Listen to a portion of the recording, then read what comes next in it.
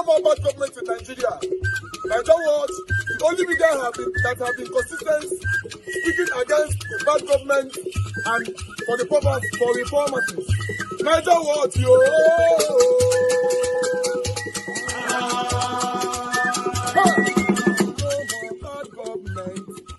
No more bad government. Nigeria what? No more bad government. Nigeria what? No more bad government. The only media that have been speaking. No more bad government. The voice of the voiceless. No more bad government. No more bad government.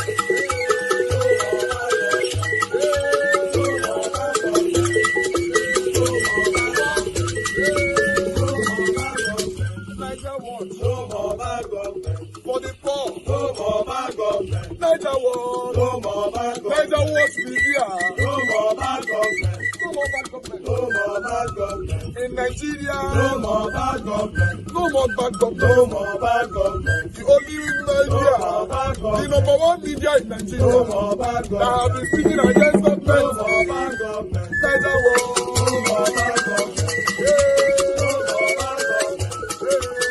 more bad government. Nigeria what, yo? The voice of the voiceless. The voice of the voiceless.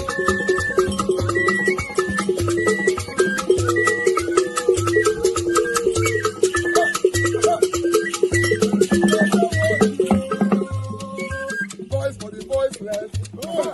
Voice for the voiceless. Nigeria what? Voice for the voiceless. Nigeria watch media. The only media that have been speaking against bad government. Being consistency since 1944. Voice for the voiceless.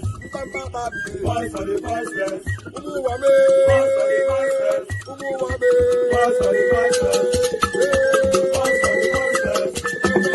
Voice for the voiceless. Voice for the voiceless. Voice for the voiceless. Voice for the voiceless. Nigeria watch you. We have been seeing all you guys have been doing, and we recommending to everyone in Nigeria, saying that you guys are the number one. Nigeria watch you.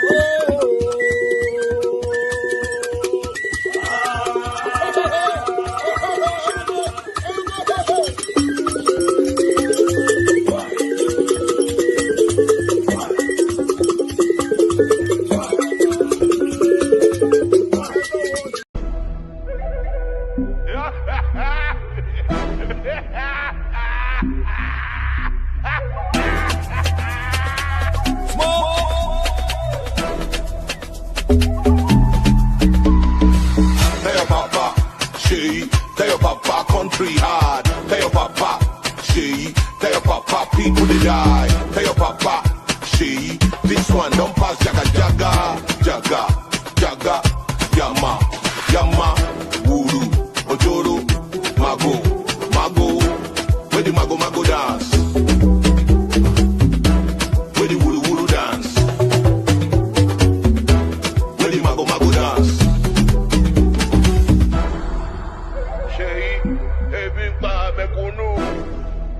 Tinubu, ebi ń pa mẹ̀kúnnù. Ṣèyí, ebi ń pa mẹ̀kúnnù. Tinubu, ebi ń pa mẹ̀kúnnù. Ṣèyí, how far? I swear your papa no try. Too much empty promises. Bala blue grammar, Bula blue wahala. On behalf of Nigerians, take our message to him. Kidnappers, they kill Nigerians. Ṣèyí, try travel by road without your security. Make you feel the pains of fellow Nigerians. You dey fly.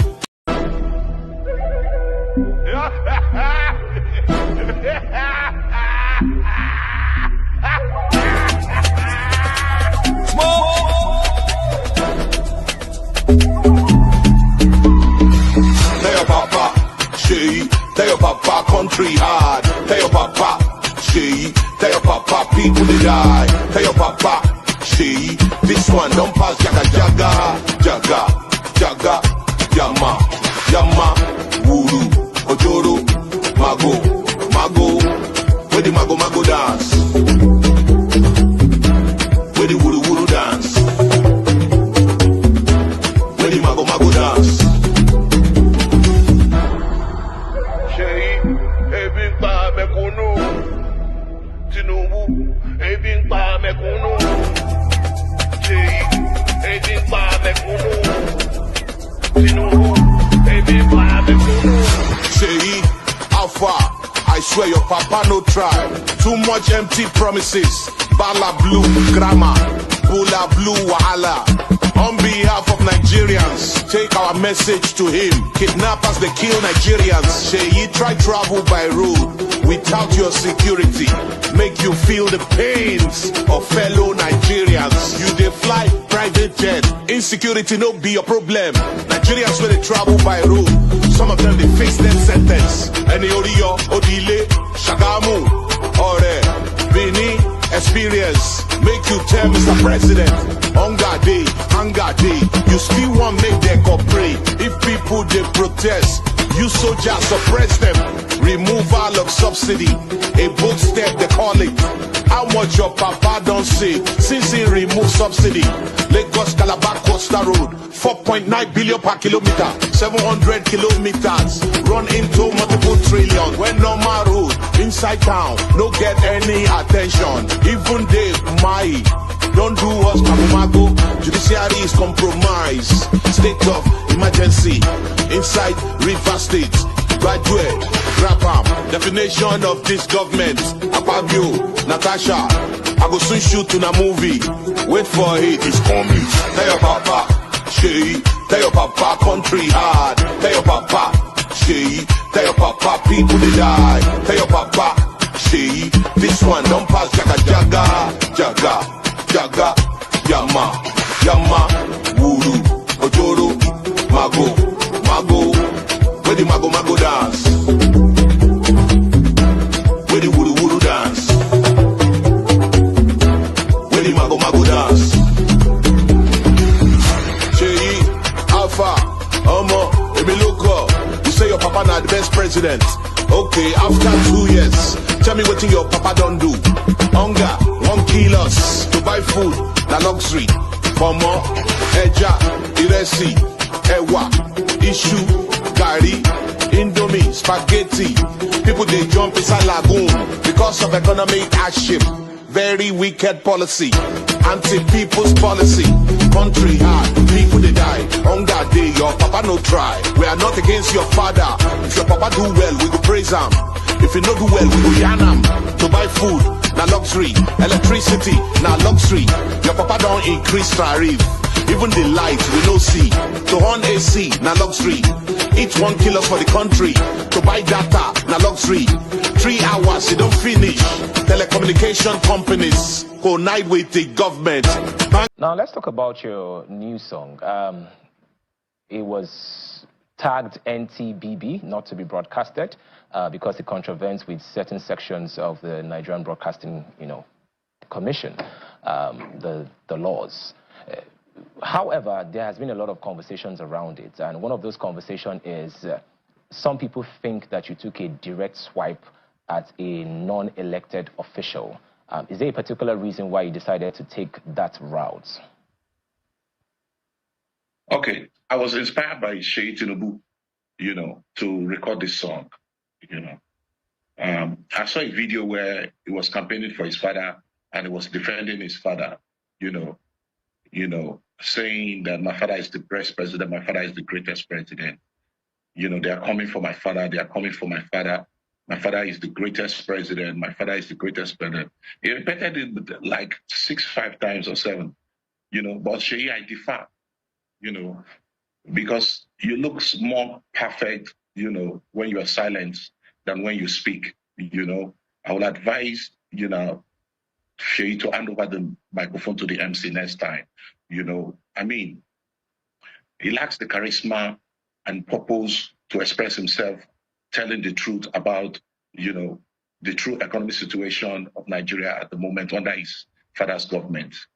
Tinubu is the best father to Sheyi Tinubu, but he's the worst president to Nigeria. You know what I mean? He has empowered Sheyi Tinubu as a son, but Nigerian youth don't have jobs, talk less of food to eat.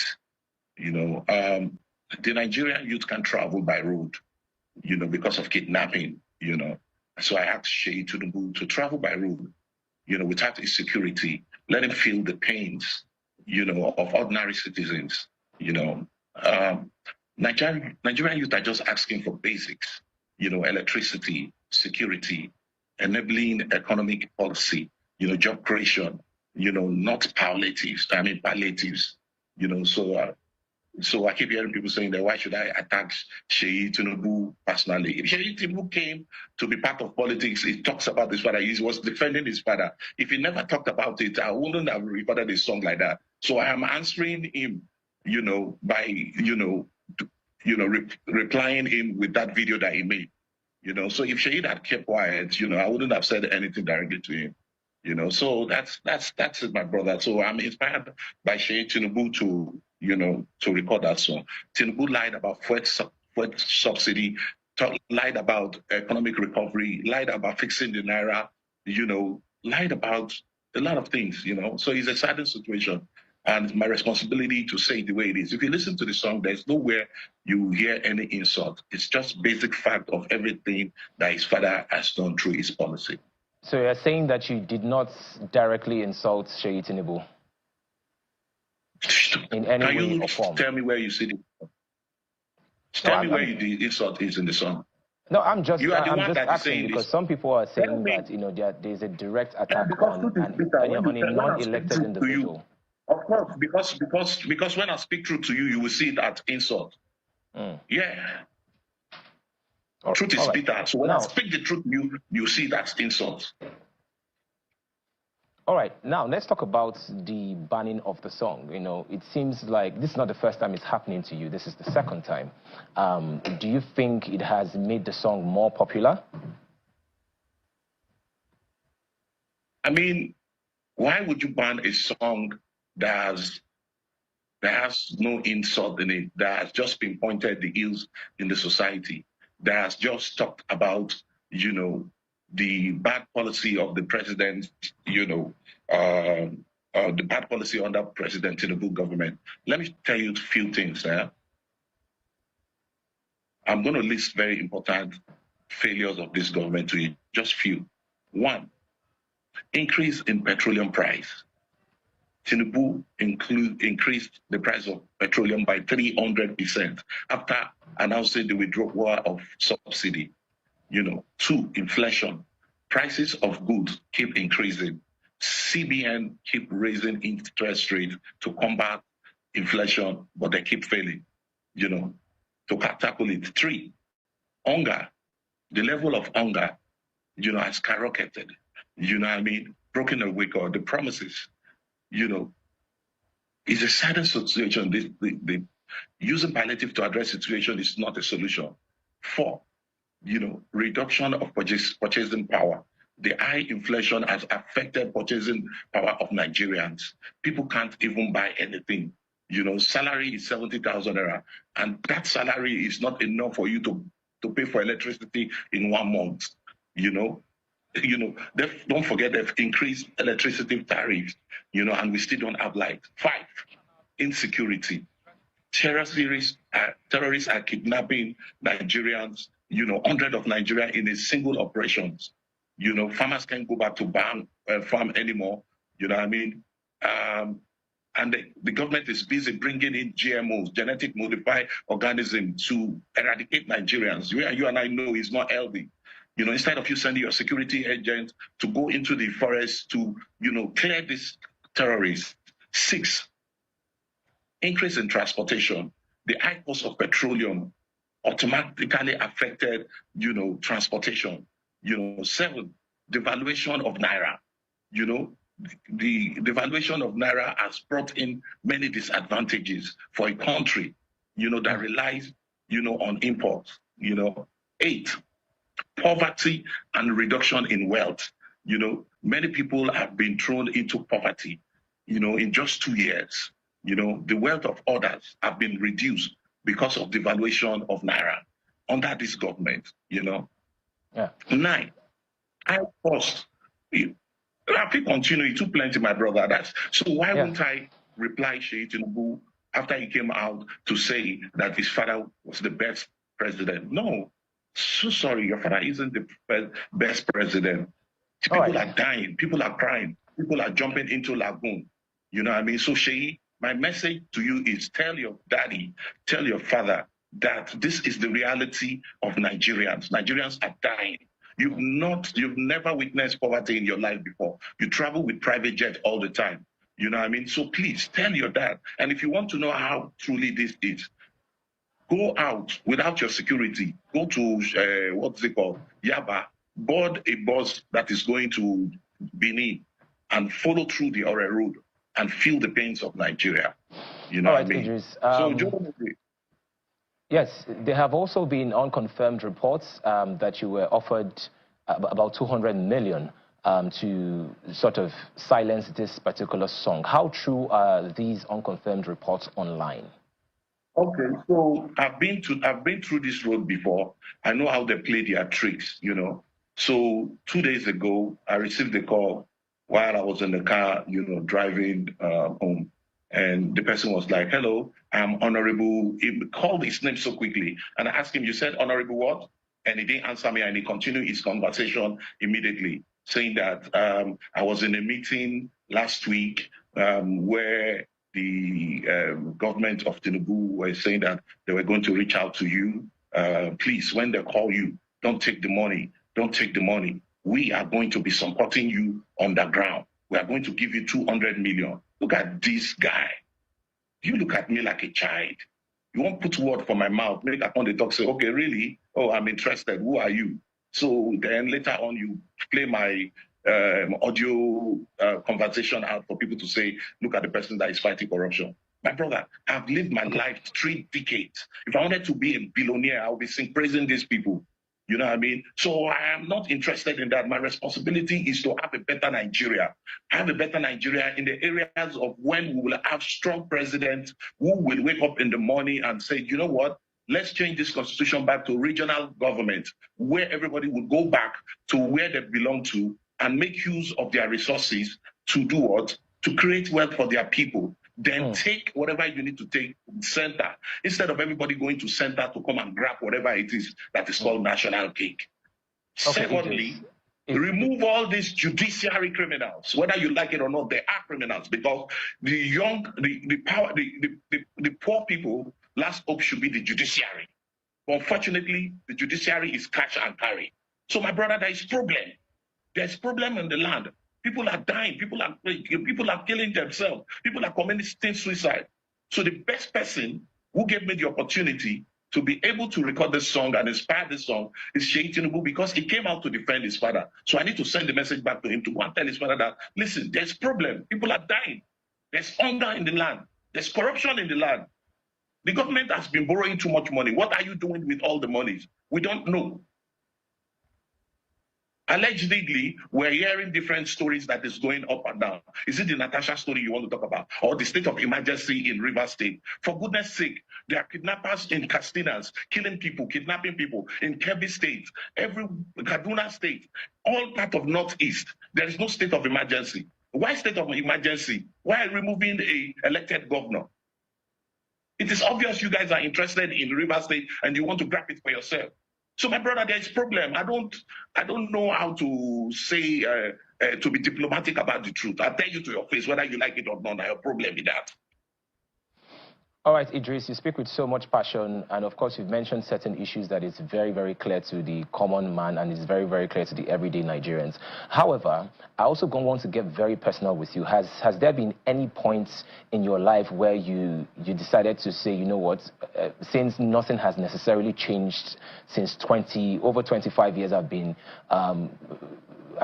singing about the state of the country and not much has changed. Have there been any pressure on you by family or friends to sort of change your path so that perhaps maybe you could make more money? Has this path been profitable to you, and has there been sort of societal and family pressure for you to sort of change who you are? Do I need to change the truth? Do I need to start lying to be able to make money? My brother, wake up from your sleep. I don't need that. As far as I'm speaking the truth, and I have a little bit that I'm doing that it's giving me money to take care of my family. I am contented. I don't need to sing praise anybody to be able to be successful in billions to take care of my family. I am satisfied and I'm contented. My wife and I are doing great with my children. I'm paying my children's school fees with a little business. Do you know that I have a farm in Jos, Plateau State, where I produce moringa and strawberry? But we can't go to Jos anymore because terrorists have taken over about 58 local governments. All these things are happening. Zulu Mabi, what is his name? The governor of Borno State is coming out. He's all over the news saying that, listen, man, these terrorists are gaining more territory in the northeast. They're all over our forest. Do we have to keep quiet? So I should keep quiet about that and start praising people just because I want to make money. Keep your money to yourself. Listen, so what would you now? I travel every. Hold on, please. Yeah. I travel every year to human rights projects, and whatever it is that I get from my human rights projects from every part of the university that I go to do my fellowship is enough for me to take care of myself and my family. I don't need to praise anybody and lie about the reality on ground just to survive. Keep your money to yourself. All right, we have to go now, but very quickly, in 60 seconds, what would you have to say to other people with voices, celebrities, influencers? Just 60 seconds, what would you have to say to them, for those that have been supposedly quiet? Continue to be happy slaves and continue to launder money for this government and other government that comes. That's why you can never speak the truth. God bless Nigeria and may Nigeria for peace. Thank you very much.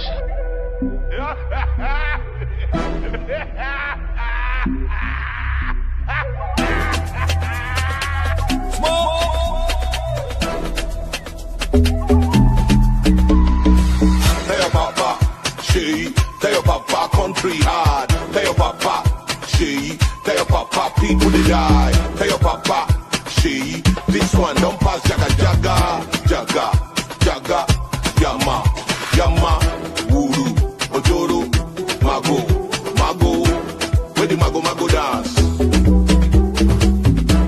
where the wuru dance, where the mago dance.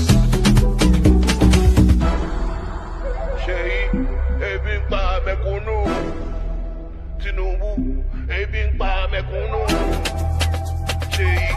Ebi pa mekunu. Tinubu, ebi pa mekunu. Sheyi, how far? I swear your papa no try. Too much empty promises. Bala blue grammar, bula blue wahala. On behalf of Nigerians, take our message to him. Kidnappers, they kill Nigerians. Sheyi, try travel by road without your security. Make you feel the pains of fellow Nigerians. You dey fly private jet. Insecurity no be a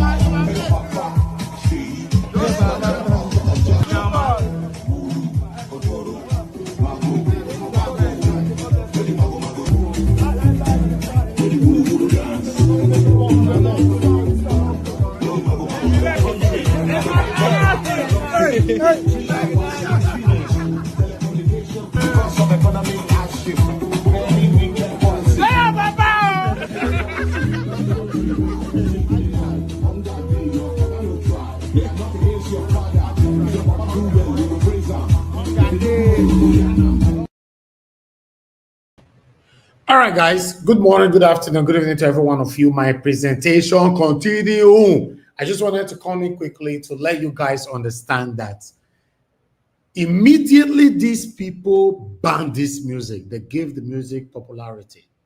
Of course, Nigerian will do its parts. We'll continue to play this music here, back to back. Forget. You see, you where they feel say, more they careful. Listen, I understand you care about us, you care about yourself, and you care about so many other people affiliated to you. But I want you to understand that the people, in fact, most of the people that have been careful, many of them don't buy today. Guess what? Walk by them. Some of the things they were being careful about ended up buying them. You need to speak. After all, nobody have ever guaranteed you that you're going to live on this earth forever. Is there anywhere that we know that you're going to live, or they've mentioned it that you will live forever? No. Death is inevitable. As long as you know you stand for truth, you speak truth, everything to do with truth is what you embrace and affiliate yourself with. So what else? Whatever that happens, let it happen. Let's stand for what is right. That's what I preach all the time on this platform. I've never in all my career used my platform to project lies. Never. And I can never. My panelists have never. Even when some of them sometimes go out of lane, we correct ourselves here and we move on. Many of them, you normally hear them saying, oh, I take it back, I take it back. So what is wrong? Saying the truth. You ban the music. In the same time, gave it a popularity, the same thing they did to Tele Farotimi. They banned his book, and that book becomes the most popular book ever in the history of book. So at the moment now, Nigerians in diaspora, any party way that they do now tell your papa, now everybody they play. What are we talking about? Why is it that the truth is hurting these satanic people?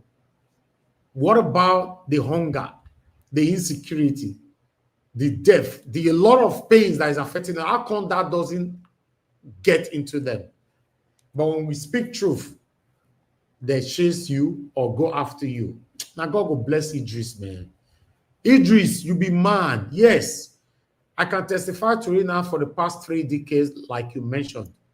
You are a truthful Nigerian, transparent Nigerian, not other celebrities who go behind the closed doors to collect 50, 100, 200 million and start speaking or go silent in totality.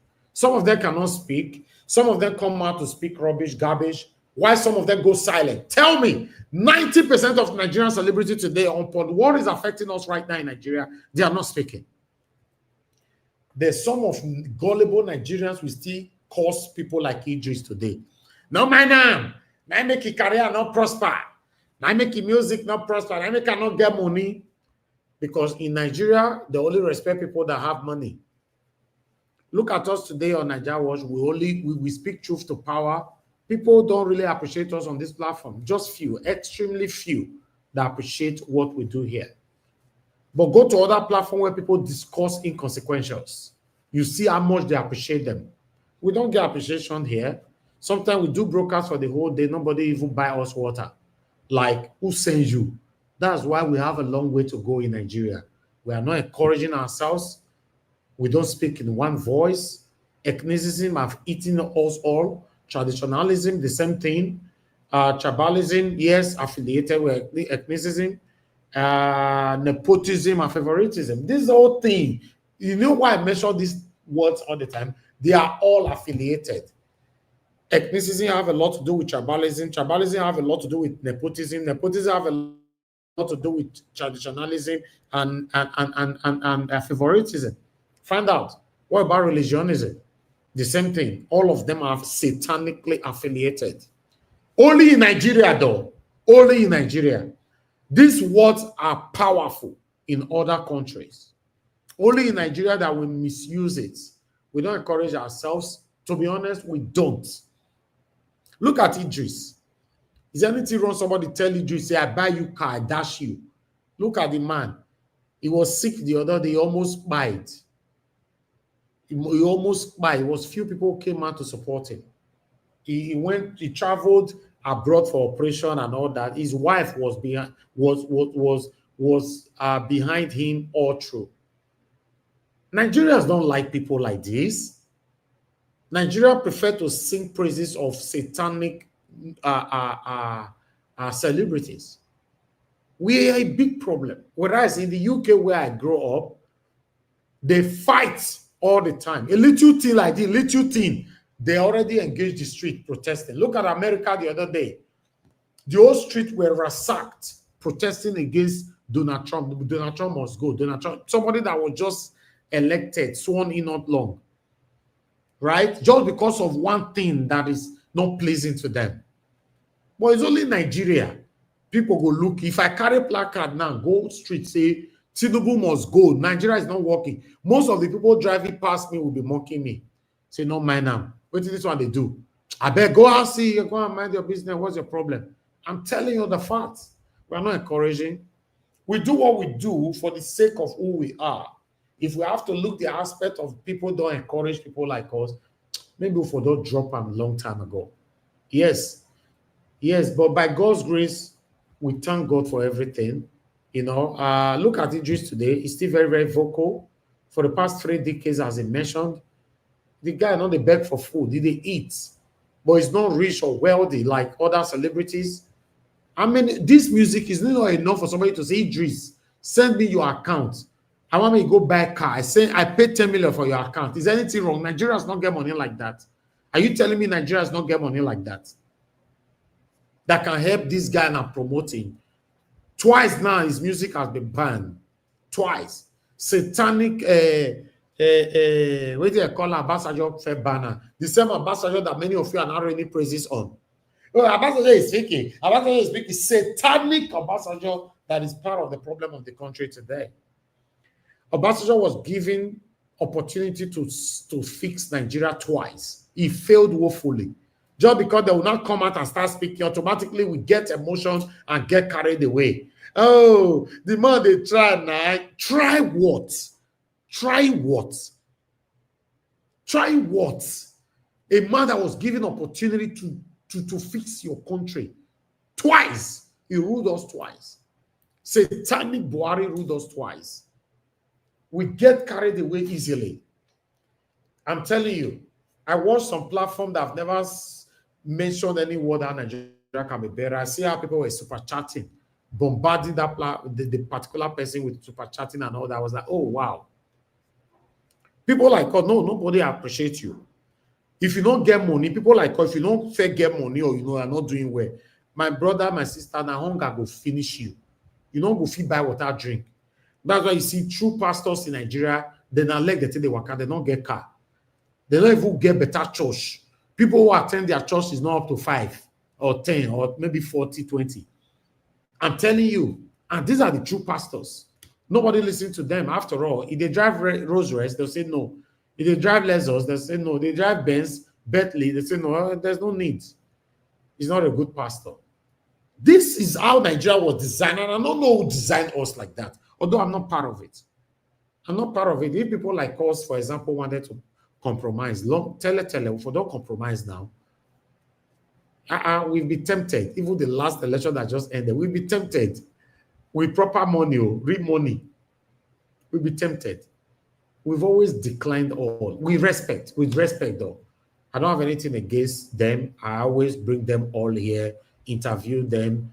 I allow my panelists to ask them questions respectfully. I always decline. You know, 1 or 2 of them have invited me to meet. How far I'm all meet. I'm talking about billionaire. Yes, sir. I'll talk about yes, sir. Yes, sir. Yes, sir. Yes, sir. Yes, I'll come and see you today. No politician where you go see me and we see, we go take picture. These people, no. You know, so it's impossible. Yeah, I know I don't take picture with Dino Melaye. Yes, I don't know Dino Melaye tele before I started my media. Yes, tele. Before I started my media. The part told me I interviewed him. That was just an interview. You know, for some of you, we can't change the word for my man tomorrow. It was just an interview. Even before Peter Obi emerged, say he won contest for president, me and Pat to meet for that interview where we do face to face. Integrity matters a lot.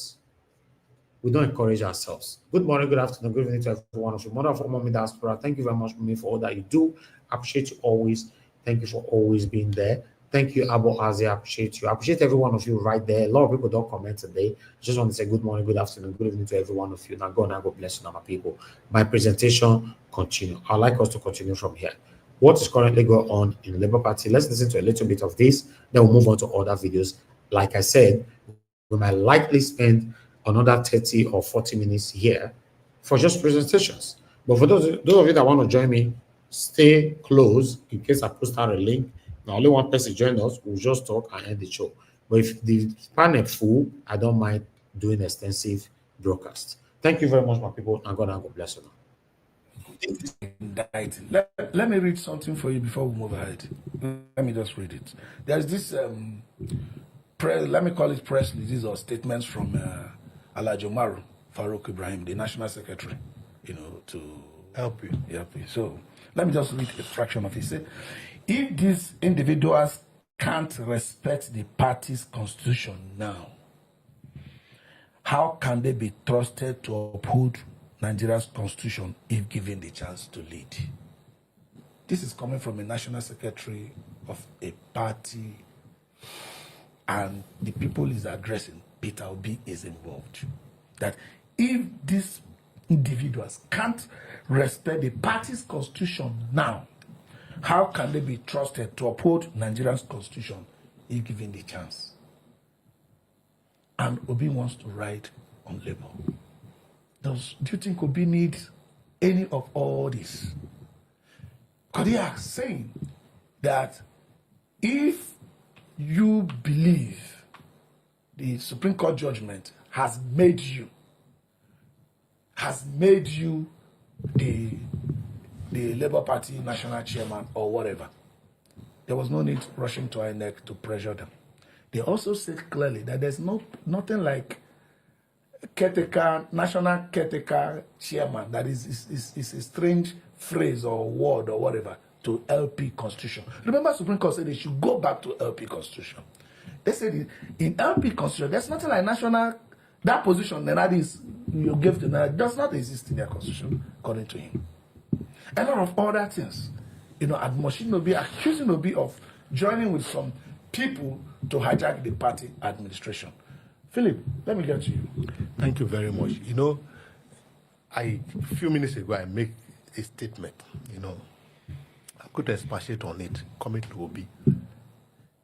The National Secretary of LP had stated very clearly that the only thing that governed the LP as a party is the LP constitution. That's also what the Supreme Court said. And they are laid down rule. It is well drafted.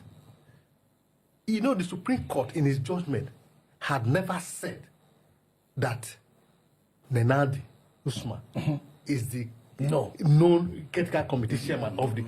He didn't say he has removed Abure as a chairman. What the Supreme Court merely says that these two courts below, they do not have the jurisdiction to hear whatever they have done is ultra-virus, is non-virus. So it does not stand. So what they are here now, the only thing the Supreme Court didn't do right, in my own opinion, is to strike out the case, is to struck it off. So that there's no case. But because they say upheld. So it's misconstrued. It's misconstrued. This is like you've always said, it is for the parties that are involved to come back and sit down in a round table to see how they can move this party forward. I'm very, very surprised at Obi getting himself entangled with this kind of situation. Obi is a man respected by almost all Nigerians because of his attribute and his character that he has displayed over the year. He has always said that he wants Nigeria that works for every one of us. He has always said that he's not desperate to be president, but all he's desperate about is for Nigeria that works for every one of us. But again, Nigeria cannot work for us if the right people are in office to make it work. And that is why people like the masses, including myself, are yearning for Obi to be president. But from this kind of happening, we are becoming so disenchanted because this kind of attitude will not take him to office and to make the Nigeria work for us. Okay, Kingsley, this issue of upholding the Constitution is very, very vital, no matter how you look at it. And that is why Supreme Court pushed them back to upholding the Constitution. Yes, they have misinterpreted it. Linda, I said the first time, he said that both sides are misinterpreting it, or one side is misinterpreting it, that both sides could not actually be correctly interpreting it. Somebody is wrong, somewhere, about the Supreme Court judgment. But in spirit of sportsmanship, in the spirit of unity, in the spirit of, we are in opposition, the time is against us. I didn't think victory dance was even nice for any of the sides. I never felt that there was any need for Nenadi or Co or any of them to go on victory dance. How come after the meeting of the stakeholders meeting they held on Wednesday at the Transcorp, why did they rush to INEC? Why didn't they still wait to make efforts to reach out to the abhorrent fashion in quote and see if they can, rather than putting themselves in this faction thing and see if they could work together? First of all, let me respond to what you read about the secretary talking about if they can uphold a party constitution, how can they uphold a Nigerian constitution? There is none of the parties that have not done wrong. That's number one. Number two, there's an adage my mother used to say when she comes back from teacher college these days. Mommy, sister beats me. Sister was saying it. What's trending? The presidency has reacted to the United States court ruling ordering the release of records concerning President Bola Ahmed Tinubu's alleged involvement in a drug trafficking case. Well, on April 8th, the United States Court for the District of Columbia ordered the Federal Bureau of Investigation and the Drug Enforcement Administration to release records of their investigations concerning the case. The judge ruled that both agencies must search for and process non-exempt records under the Freedom of Information Act. While reacting to the judgment, presidential media aide Bayo Onanuga stated that there is nothing new to be revealed since the reports of the FBI and DEA on the case have been in the public domain for over 30 years. Well, let's take a look at Bayo Onanuga's statement. He wrote on X, "Journalists have sought the presidency's reaction to the ruling last Tuesday by a Washington, D.C. judge ordering the U.S. FBI and DEA to release reports connected with President Bola Ahmed Tinubu. Our response is as follows. There is nothing new to be revealed. The report by Agent Moss of the FBI and the DEA report have been in public space for more than 30 years. The reports did not indict the Nigerian leader. The lawyers are examining the ruling." I mean, Bayo Onanuga here, Rufai, saying that, the reports that we have seen, I believe we have seen some of these court documents, did not indict President Bola Ahmed Tinubu, saying that, these are not new allegations. So, I mean, why all the furore? Okay, but the Agent Moss report also talked about, the conversations around the money in Bola Tinubu's bank account and conversations around forfeiture of $460,000, and that's what we heard. But I'll just take you back historically. Plainsight, around a growing span of Plainsight, had been pushing this for a while, requiring freedom of information to be able to get most of this dossier out, to be able to read them. And it's been blocked. And the rebuttal has always been that there's that response, which pretty much says, I cannot confirm nor can I deny. And normally that glomar response does suffice when you have a case, of secrecy that has to be involved with governmental agencies and national security, because one of the points that have been made by the CIA that, especially when it comes to human sources, the case of that glomar report will survive. And if you go back historically, the glomar report goes way back to the 70s, where America had this glomar explorer, shape that they want to use for a lot of covert activities. But as regards this, prior to this time, they had taken, with the side of the CIA and those governmental agencies, as regards that glomar response, that, okay, you can that can hold sway when it comes to FOI requests. But this district court judge, now Judge Holmer, is now saying that, no, because this man is the president of a sovereign, this should be out there in public. Interest, yeah. Everybody should be able to see this. All right. But the argument that they're still holding is the fact that this is a human resource, of the CIA. This will also, impinge on his privacy, and it will also prevent, further investigations as time goes on. And there's been a contention on the need of the public to know and privacy issues here. All right. The judge has also told them that they should backtrack, they should bring back a report on the 2nd of May. So we are waiting for that report. They're going to write an extensive report on that. Most of these agencies, the drug department and all the things and all of this. All right.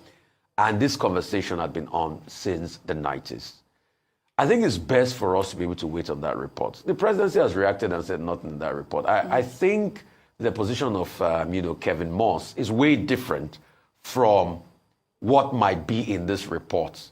Because if they claim that it's what's in the public glare, then definitely this agency will not have gone to court to be able to stop releasing what they know as regards All right. it. Let me read an excerpt made by a lawyer from the judgment, just a really short excerpt before we wrap up. They wrote, even the plaintiff acknowledges that Mr. Tinubu's name does not appear directly in these documents.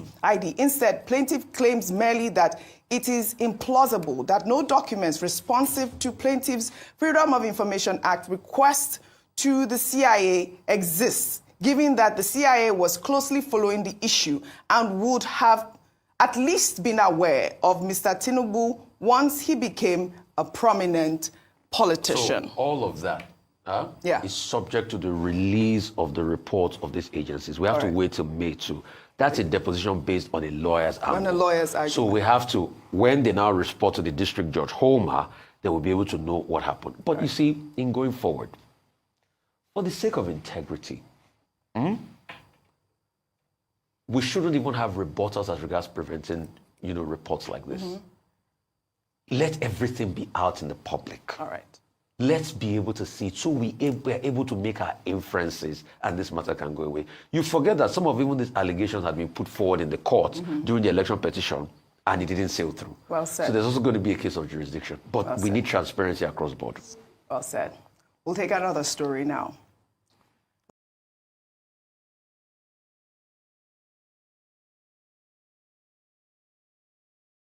Yeah. But you look at it, what do you think are the grievances of some people in the APC, making them think, having a double thought about?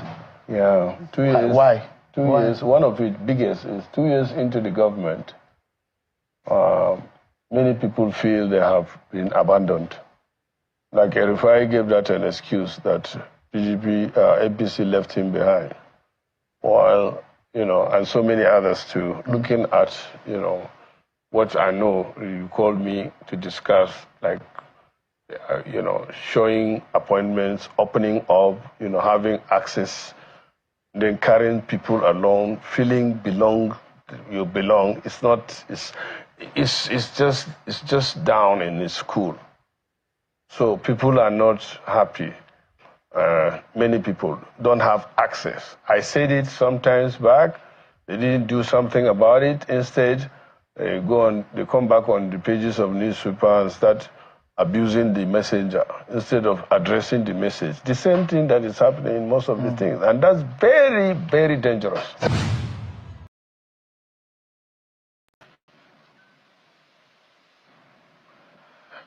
Mr. Daniel Bwala, the special advisor to the president on policy and governance communication, is live for us here in the studio. Thank you so much indeed for joining us tonight. Thank you for having me. Your very good brother and friend, Senator Alindume, came after you. I'm wondering what exactly, maybe both of you, if you trace it, perhaps maybe you have some blood relation. And no, you're from the same senatorial district, and your local government isn't too far from his local government. Yeah, so, and I'm wondering what exactly the issues. But before we get into that, the reaction, and I know that the presidency has reacted to this issue. The court order was on Tuesday, relating to the records of the President Tinubu when he was in the U.S. in Chicago, and there are a lot of issues relating to the FOI probe. I mean, the investigation that those records should be released. If this happened, the court has granted these agencies and instructed them to do so. Don't you think it's going to have some implication on the reputation of Nigeria's #1 citizen? There's actually no issue in this thing. It is the the opposition are probably members of, the way the media interpreted it. If you read the judgment, what the court said was, first of all, the court even dismissed the idea of joining CIA and said that CIA didn't have any file, didn't have any issue for which it should be joined in the first place. With respect to the FBI and DEA, the court said that in case, because already documents have been released for long, he says, in case you think from the exempt there are documents that are yet to be released, come on the 2nd of May and talk to us so we can determine whether or not they are valid application before the court. So there is nothing actually in what was published, the ruling of the court, that is new. Everything has been in public domain for ages. But you know, the opposition will want to feast on it because in the absence of better idea, that is the only thing they can cling on to, in the hope that they will probably misinterpret the public. Nothing at all, nothing new. And you know what the optics are? And these are relating to President's record of how he had money, because the inference were that there were drug dealings which related to wealth and some monies, and how a certain amount of money was confiscated. These have heavy implication on the reputation, on the optics. Like I told you, it's a non-issue. The court said, if you have any information that you think should be released, come on the 2nd of May. So let's wait for the 2nd of May, because there is actually nothing that they are seeking for which has not been released. And it's a non-issue. I mean, it is intended to create unnecessary conversation as if there is an issue on the table. Nothing at all. So we don't want to even the reason give why them I'm the asking the issue of optics, and because this is number one citizen, and in any case, whatever that is done outside of this crime, the president has immunity for criminal prosecution and all that. But the fact remains that this is number one citizen. It carries the nation, the identity of this country. He's supposed to be the number one marketer of this country. If there are records from the United States connoting or inferring issues of drug dealing, issues of underhand dealings, monies through drugs, don't you think it's going to damage the image of the country? That's what I'm asking you. Yeah, you know you're an image maker. Yes, but it is fictitious, right? We deal with facts before the court, and we deal with substance. As of today, the substance of the matter is that the court dismissed the application to join CIA and say, with respect to the FBI, records have been released before, which you know. But if you think there is any other one that has not been released, come on the 2nd of May. And I can guarantee you can write it and then report it on that day. The court will come to a finding that there is nothing new. Everything has been released. It pisses me off when people don't actually understand my video. Let me try to be as concise as I can in regards to this.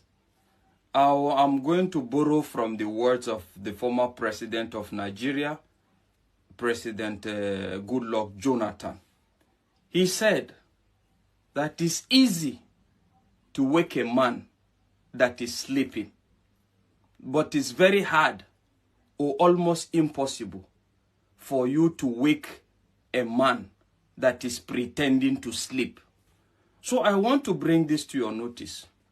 What is happening in Nigeria at the moment, and to be more specific, in northern Nigeria, do you think it should be likened to a man that is sleeping or a man that is pretending to be sleeping? A question. But well, in my own opinion, it can be likened to a man that is pretending to be sleeping. And what are my reasons? I want you to watch this so that you will see my reasons. This Boko Haram issue started since 2012, and I was in the military intelligence that time. The intention of it's on the internet, so it's not even about the people we interrogated. The intention is to Islamize Nigeria and practice Sharia, and it doesn't matter if some people die, it doesn't matter if you're embarrassed, it doesn't matter if our economy has degenerated. Look at the interest rate, look at the inflation rate, look at the debt profile of Nigeria. They don't care. So I'm not coming to the air to whip up sentiments, no. I have been in the system. I work with Abacha government. I work with Babangida government. I work with Abdul Salam. I work with Yar'Adua Obasanjo as a core insider of operations. And there are some hardliners in this government that are sponsoring this kind of narratives. They just want to show that they can Islamize this country. They think about Taliban, they think about the Mujahideens, and they want to replicate it in this country. And they don't care what happened. They simply don't care. As long as at the end of the day, there's Sharia, and there is whatever thing they have in their head, and they want to achieve. You remember? So, practically speaking, do you think that concept have changed as far as the North is concerned at the moment? What the media have succeeded in doing is giving them a different name, a redefined name. Bandits, cattle rustlers, kidnappers. That is what the media have succeeded in doing. And what do you need to ensure this? You must make sure they are uneducated, and even if they are educated, they must be fanatically inclined. When they are fanatically educated, it doesn't matter what you have read. Fanatism will override that. And that is the reality. That is just the fact. And if you think that the government is not aware, the government is fully aware. But the fact is, you can't rule out some elements of selfishness in the midst of all this and a lot of it. But the fact is, the government is aware, but to some certain extent, they will not come out and tell you things the way it is. But the fact is, they are expecting you to use your tongue to count your teeth. And that is why the DSS boss told you this. I'll share experience with you when I was state director in Bauchi. Most of you will remember an incident in Azari. A group of terrorists, the Boko Haram then, had invaded Azari. They were shooting in an attempt to kidnap, and the community chased them. They killed some members of the community, but the community members killed all of them. The last guy, Khalid, climbed onto a tree and was fired. The community stood. They were resilient, and they killed Khalid. Since that day, there has not been one terrorist attack in Azari. As a matter of fact, the former head of state, General Ibrahim Badamasi Babangida, said, and I quote, "If we want to stop or curb this terrorism, we should emulate the Azari example." Tafawa Balewa also happened to be a local government in Bauchi that was always in flames. And the people of Bogoro and some part of Tafawa Balewa, where the Sayawas are, rose up on one occasion. They knew their terrain better, climbed onto trees and mountains when the invaders came. They did not only repel them, they seized their weapons. And since then, you can attest to it that you hardly hear about Tafawa Balewa again. What I'm trying to say, the practical approach to mobilizing people, is that you have to get everyone involved. You do not expect the Nigerian army, police, DSS, to protect every Nigerian or every community. It is not going to work. In the US, if you visit someone in the house, you'll be shocked that when the guy hears the police siren, he will just pull his drawer, bring out his gun, and keep it. So one of my hosts did that, and I asked him, "Why are you putting gun here?" He said, "Well, if they are chasing someone and he enters my house, I'll shoot him first." And that is the layer we have to start thinking about. How? So what am I trying to say? In regards security, it's up to you, it's up to a community to actually phantom a way of dealing with that, while you wait for the federal government. But what do you have in Nigeria? I've seen communities where even to contribute 500 naira levy for security, to pay their own local security, is a problem. You are still waiting on the government. You are still waiting on the government to solve all your problems. You have a lot of jobless youths that are in that community that are looking for a job. But the fact is, when it comes to protecting your community, you prefer them to do a free job. And that is why you have a lot of millionaires, a lot of billionaires in a community. But you get to see that they are being ravaged by this insecurity, and all they do is come to newspaper and push the blame game. So it's up to anybody that is listening to this. The problem of the North is like the fight of Armageddon. So don't wait for the fight of Armageddon to happen. Why do I say the fight of Armageddon? Because last, when everything's set, you will get to see this fight I'm talking about that is going to come from the north. Because it's going to be a fight between the minority tribes that see things differently and objective people, and a fight against people that still conceive this same ideology of domination in the name of fanatical beliefs. That is what I'm saying. Do you get my message? My message is not just to the north, but to empower who needs to be empowered to protect his terrain without waiting on the government, just like the DSS boss have told you as well.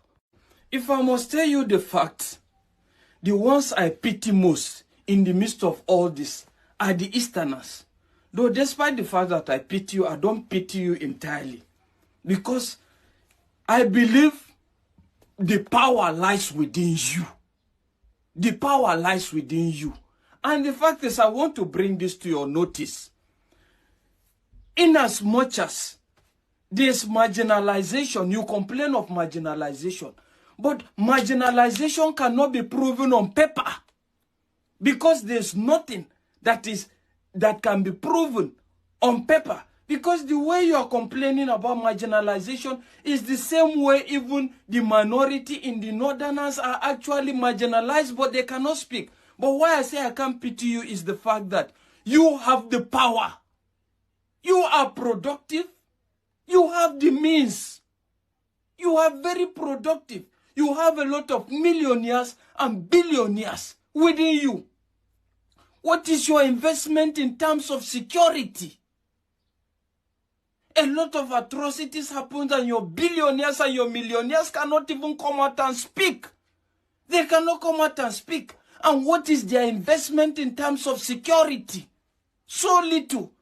Are you waiting on the federal government to do that for you? You are joking. You have all the power. First of all, industrialize, number one. Secondly, invest heavily in security. Invest heavily in security. I don't actually understand why you think that the presidency is what will bring about total change for you people. You have no excuse. All right, guys. This man that just ended talking is a northerner. You know, is a northerner. As we all know that not all northerners are supporting what is affecting us in Nigeria today. Some of them, we still have that few, very, very few, minimal, that preaching against this satanism of Bola Ahmed Tinubu, or rather every other government that have ruled before. Is a northerner. He's speaking truth to power. You know, I just hope that his fellow northerners will not go after him. Yes, I've checked his page. This man has been speaking truth to power for a while now. But meanwhile, I told you guys today is a special day for me. My presentation plenty today. We don't pass 2 hours, 20 minutes. It never happened before. My presentation is still going. But don't worry, in the next 10, 15 minutes now, we'll be done. So we'll now start talking. I already have my brother with me, give us a mandate. Now, only one person, I will just talk, give the opportunity for the person to talk, then I'll end the show. But meanwhile, let's take this. Hi, my people. Dr. Zoe again. I'm just in my hotel room in Transcorp. I'm waiting for my lovely wife to dress up, make up, then we'll go downstairs and visit some sites. Some people are doing very good stuff. I came for my friend's 50th birthday of Bikubana. It was a fantastic event. But you know, I know now everybody going to wait me now to come and say Nigeria are good. We're going to begin attack me. I will not say that. I will not say, believe me, I don't learn. I will not say that. If you see, if you say Nigeria is bad, it's okay. If you say Nigeria is good, it's okay. It's not what I'm here to discuss, and believe me. Because now me, we buy ticket from Canada, come here. So I know the difference.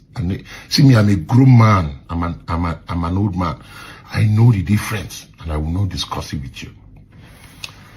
thank you very much, all my fans, honestly, the love has been massive. The love has been massive. I feel like a celebrity. I feel like you guys make me proud, believe me. And I love you. I love all my fans. I had breakfast with some this morning. If I go downstairs now, elevator everywhere, people all over, and I really love you. It gives me a sense of responsibility. It gives me a sense of humility. Believe me, I love you guys. But I want to bring you guys one update. See, anybody that knows Asiwaju, the president, right? I think he should contact me, or maybe send somebody. I can help him to help me. You understand, Obviously, I know how I feel about this country. It's not hidden. It's obvious to everybody, okay? And I have what it takes to help his government. I'm telling you. I'm happy to join his government. I'm not an APC player. In fact, I'm not even there any politics. Yes, I support APC, no doubt, till tomorrow. I think he's a good man. Okay, my father's friend. But as things be now, I think you have to contact the diaspora people to come and help out here. And me, I'm telling you, Sizo, I am happy to do it for free. I will not charge you, and don't pay me salary. I don't need you. I don't need your money. Don't pay me salary. I don't go take bribe, and I go do the work well. Some of your ministers are doing very well. Like that minister for airports or whatever I call aviation. I was impressed with Lagos Airport. This week, with all the ambassadors, this Abuja suite, I'm telling you, the guy, they do things. I know. But I will help a lot. And I know people, I can bring people into your government to help. Because this our country being, as well you, Jagaban, you know if you do I'm alone, you have to. It's about time you got in touch with the Nigerians in diaspora. And that's what they tell you. Maybe, listen, I just come here weekend though, make I just enjoy myself, go. Maybe if I go airport now and I go to chase me around, I just say make I tell you one-on-one. Asiwaju, it is our turn, Emiloko. Bring the diasporans to help. We know what it takes, and we have a different mindset from all these people we keep here. And let me tell you, that's what they tell you. Those are the verse, so as I say, I want to come here and go home without any problem. With your guys and DSS, no problem. Just make a day my day. But we are ready to help our country. I'm just telling you. Thank you very much, Dr. Zoe again.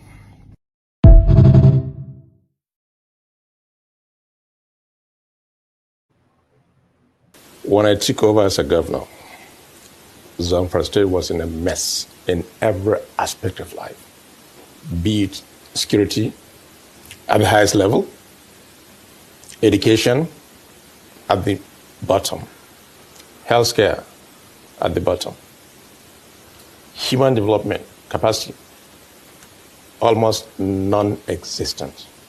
And it's one reason why I had to declare state of emergency in education as well as health care.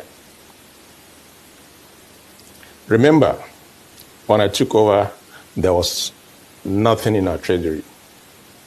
So many debts. Nothing in the treasury? Nothing. I only inherited so you're saying Matawali left nothing there? I only inherited 4 million naira.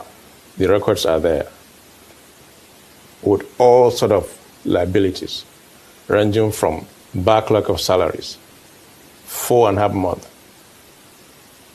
judiciary owing 1.6 billion, WAEC 1.6 billion, NACO 1.4 billion, and so many other challenges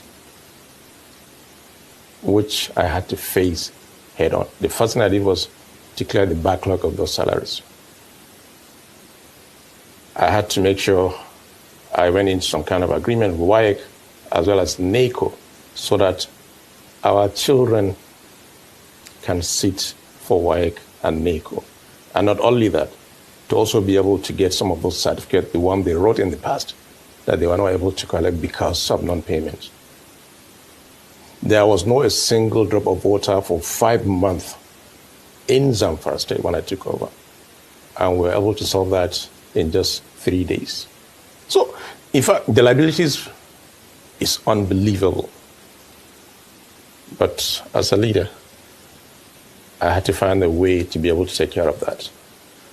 Let me remind you, Rufai, when I took over, the salary of a civil servant in Zamfara State was 7,000 naira. Just 7,000 across the state and local government. I had to quickly do what I had to do to jack it up to then the minimum wage of 30,000 naira. Not only that, since 2011, pensioners were not paid to the tune of 16.5 billion, which I was able to settle everybody as at last month. That has been cleared. Every civil servant from 2011 pension was cleared. And we're now paying the 70,000 minimum wage. Now, let's go back to education. When I declare state of emergency in education, it has to be holistic. If you look at the condition of our schools at the time, it's unbelievable. So as we speak now, we're able to turn things around. We have renovated over 400 schools, fully renovated, furnished, across all the 40 local governments of the state. We've settled NACO, we've settled WAEC, and other liabilities, like scholarship. We're able to settle our student in Sudan. We're able to settle our student in India. And we are now in the process of finalizing Cyprus. Okay. This is what we're doing in education. So,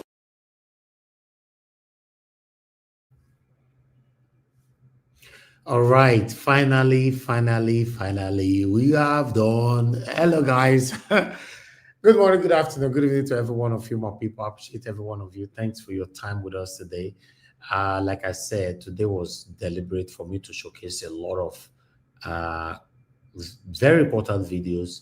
You know, like I've said so many times, that we have a lot of articles or videos that we really need to showcase here, but because of time, you know, we always skip them. And once I skip it, I cannot utilize it even the next day, because there will be other stuff piling up for the next day. So yeah, sometimes maybe once in a week or a month we should be doing this. Just showcase videos and everything for a whole three hours. Just do it like that. But meanwhile, let me take this article. We'll never stay finished, but I'm done with videos. I promise, I'm done with videos. The cable have reported the Senator Mogono, any government that fails to protect its citizens shouldn't last. By the way, this Mogono, is he Northerner? That name, I'm Northerner, because if I'm not, more than answer me if I talk with I want to talk.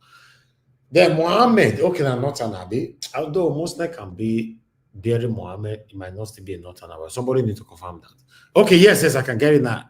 Senator representing Bonu North says any government that fails to guarantee the safety of its citizens does not deserve to remain in power. Okay, speaking to News Central in Maiduguri after a security meeting, whatever, blah, blah, blah. Do you know why I like to respond to this? I made a video this morning, and that video was a direct video where I indicated that these Northerners that are currently fighting Tinubu, I'm not in support of them. Do you know why? I beg, how many of you listening to me now or that will play back this video maybe later on, who know this face anyway, or that can prove to me that there's one or two videos where this same man during the time of satanic Buhari in 8 years in power? How many of you have tell me? He did. So how come almost all Northerners don't wake up for this Buhari tenure? But when for this Tinubu tenure, where satanic Buhari did power for a whole 8 years, these people did not come out. I'm not in support of that. I make video concerning this matter today, just this morning. We shouldn't get carried away because these people are complaining. Just say, yes, so thank God that a lot of people are speaking and lie. It's only you that is transparent, that is truthful to your plight. These people, they are satanic. How many times this satanic man come out for Buhari time to say, because according to him now, saying that any government that fails to protect its citizens shouldn't last. How many times this man came out during the time of satanic Buhari, 8 years in office, to mention this kind of word? Why Tinubu's tenure? Let's say things how it is. Why? Why now? So for me, they fight for better Nigeria. I don't do the kind of hypocrisy these people are demonstrating right now. Don't listen to people like this. Please don't. These are they are part of the reason why we are where we are today, why Nigeria is not moving forward. When their brother is there, they will stay quiet. Right? Why is this man now fighting against Tinubu? Tell me why. Who know this man for Buhari time? I beg. In case I don't know, because I'm here to learn. Who know him during the Buhari time? Buhari ruled for 8 years. Who know this man? He died. This man died that time. He can't wake up for Tinubu time. Why you fool everywhere? See the amount of Northerners that is currently speaking right now. What happened to them at that time? What happened? Very, very sad. I cannot be part of it. I can never be part of it. All of them are satanic. Yes. Before I will listen to you, you might have putting out your voice during the time of satanic Buhari's government. Then I'll not say, yes, this person only talk tele. It's just like me talking right now. A lot, 99.9%, we say, no, Nigerians, you don't know the platform. The man don't talk tele. He talk for Oshomele time, he talk for Obaseki time. Nah, he don't talk for Pebolo time. He talk for Buhari time. He talk for Tinubu time. That is how it's supposed to be. Who know this man? Not tell me, show me one video where this man come and speak against satanic Buhari's government. Who told this man that you can speak against Tinubu's government? You not rich. Now, people like us, they speak against Buhari government and my wonderful, genuine, organic followers here. Not to you. You don't have the right to, because you are fake. You don't have to. Anyway, my people, we don't showcase many. Let me allow other people to speak. Good morning, good afternoon, good evening to every one of you. I appreciate you. Thank you very much for your time with us. Mother Rita, I can see you on the comment section. Thank you so much for joining. Oh, you need a link. Okay, I'll post out a link for those of you that want to join us. A link was posted earlier on, but the link will be reposted again now. Click on it, join us now. It's time for you to start speaking. For those of you that want to call in, this is the best time. If not, I'm going to call on straight my panelists right now for them to start talking.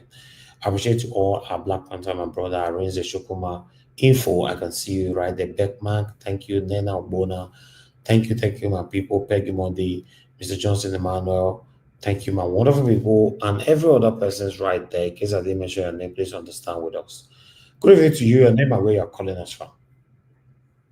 Yeah, good afternoon, Mr. Thank you so much for the job you're doing. Thank you, sir. Thank you. Please, where are you calling from? Okay.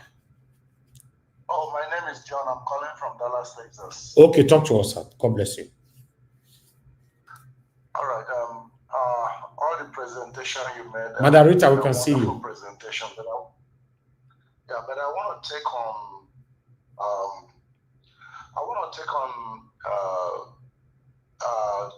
Tinubu's absent. I don't know if I can talk about that. Of course, you can talk about anything, yes, sir. I beg. Your voice is very important to us. Okay, sir. May I just go for our pidgin English? Now it's sweet pass, so. Now I tell they present my videos for you. My brother, I was just listening to a link, and somebody was saying, how many presidents all over the world will go for another country, go stay for 2 weeks, 3 weeks, saying a working visit? So even if na the whole, if 1 million Nigeria buy, according to the language, if 1 million Nigeria buy, that man will still remain where he did, enjoy himself. I mean, what kind of leaders do we have? What did they happen, Mr. Elvis? Imagine another 40 people or 50 buy today in Plateau State. Nothing from the government. Nobody has said anything. What are we really facing, my brother? What is going on? Then, I mean, it's becoming obvious that these people don't know what they are doing. So what are we going to do? And oh God, then the case involving Balabu or whatever he's called, whether they will open the report, whether we go see everything where the man do the time when in there Chicago. My brother, even if everything they indict the man, what thing go happen for Nigeria? All the propaganda go come back there, you get the immunity. The case don't overstay, don't reach 10 years. We're not going to revisit that case. Exactly. They go buy all judges. They go buy all judges and then go say Tinubu. And you know that people will still go and vote that man. Hey, God help us. I don't know what to say again. I'm just sharing tears. I beg, Mr. Elvis. Yes, sir. Carry the go, yeah? Thank you. Go. Carry your, may God bless you. Thank you, God sir. bless you. Amen. Thank you, sir. God bless you, sir. Yes, sir. Yeah. All right. Let me just go straight to my panelists right now. I'm not saying I may take the most time today. And sometimes I'm still selfish. I still end the show on time, even though I take all the time. But everyone they understand. But meanwhile, let me call the first person on the panel if he's available. If not, I'll go to Sir Louis. Give us a mandate. Are you there with us?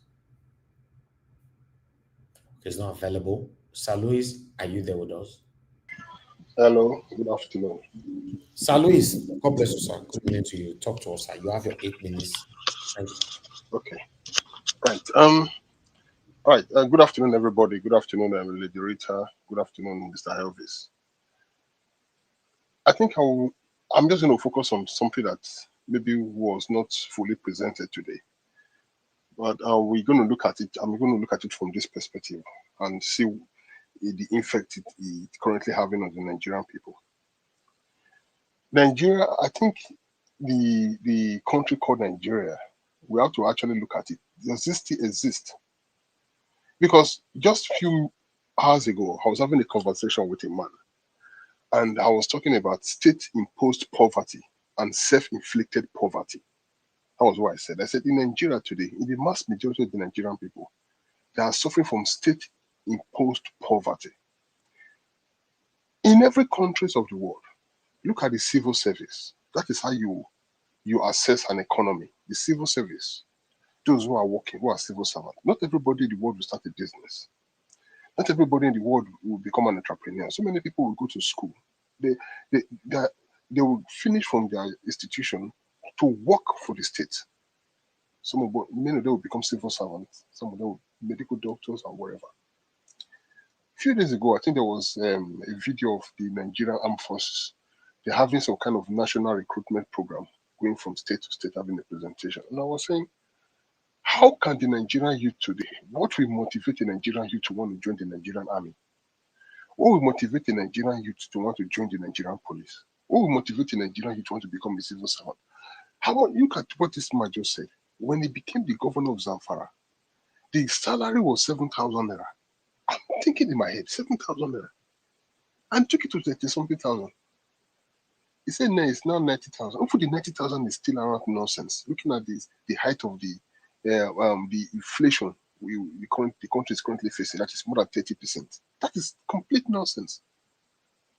And you don't say the Nigerian, no, not because the Nigerian youth are lazy. It's just because the Nigerian youth at the moment, there's no security. There's no form of security. Should they embark on becoming a civil servant? A man who is married, a man who is single cannot even take care of himself with his salary right now. If you were to rent a house, maybe I don't want to talk about a car. your monthly transportation, your feeding. Looking at the cost of services and goods in Nigeria right now, what is 90,000 naira? Now, a man that is married with a wife, and let me just start from a child. What is 90,000 naira?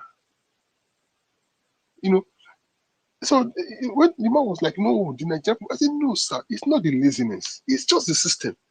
I said, you know, let's take your mind back. If someone was earning 50,000 naira as at 1992, that would be lots of money. Because I remember at that time, a dollar was 10 naira. I think a dollar was 10 naira or 11 naira.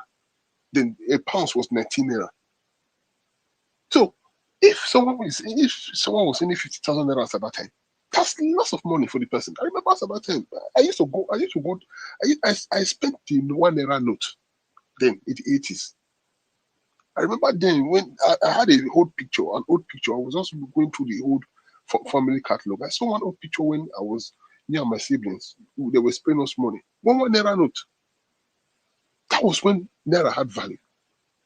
So today, what's the value of the currency? And how is the devaluation, how encouraging is it for the young youth of the Nigerian population to want to embark to serve the country? There's nothing to serve. There is nothing. There's nothing to serve. Someone who is earning 50,000 as of 1992, they also say the equivalent. Okay, now bring it forward. Someone is earning 100,000 or 200,000 naira now. A medical doctor is getting 200,000 naira salary every month. Now that is still not enough for him. Then how long will it save for him to get a car? Then you get married, rent an apartment. Let's say the wife is also a civil servant, she's a teacher. How much are they paying teachers? So if that man now look at the amount of money he's made in the US, in North America and Europe, tell me why that man will not jump if he gets an opportunity. Of course he wants to live. So we have a big problem. Nigeria is not a country of 1 or 2 million population. If that was the problem, then if Nigeria was within 1 million or 2 million, they'll say, okay, maybe that can still be handled. It's more than 200 million people. And the civil service is messed up, completely messed up. Why would the Nigerians want to join the Nigerian army right now? Where is the encouragement? What we encourage, what we give them the push to want to? I made a proposal years ago. I said the federal government should, the Nigerian army, the Nigerian Navy, the Nigerian police, and the Nigerian Air Force, the federal government should make sure, they should make it a law. Create a system where all the children of the Nigerian people who are serving this different parastatals, different ministries, their children should have free education to state and private schools and universities. Make it free for them. Then secondly, the spouse and family member, the police officers, the officers and their family members should have free healthcare on state and federal institutions. I say if you can do this, maybe that will also encourage the Nigerian people to want to get into civil service. Because right now the rate is dropping, the numbers are dropping. The youth today are no longer interested.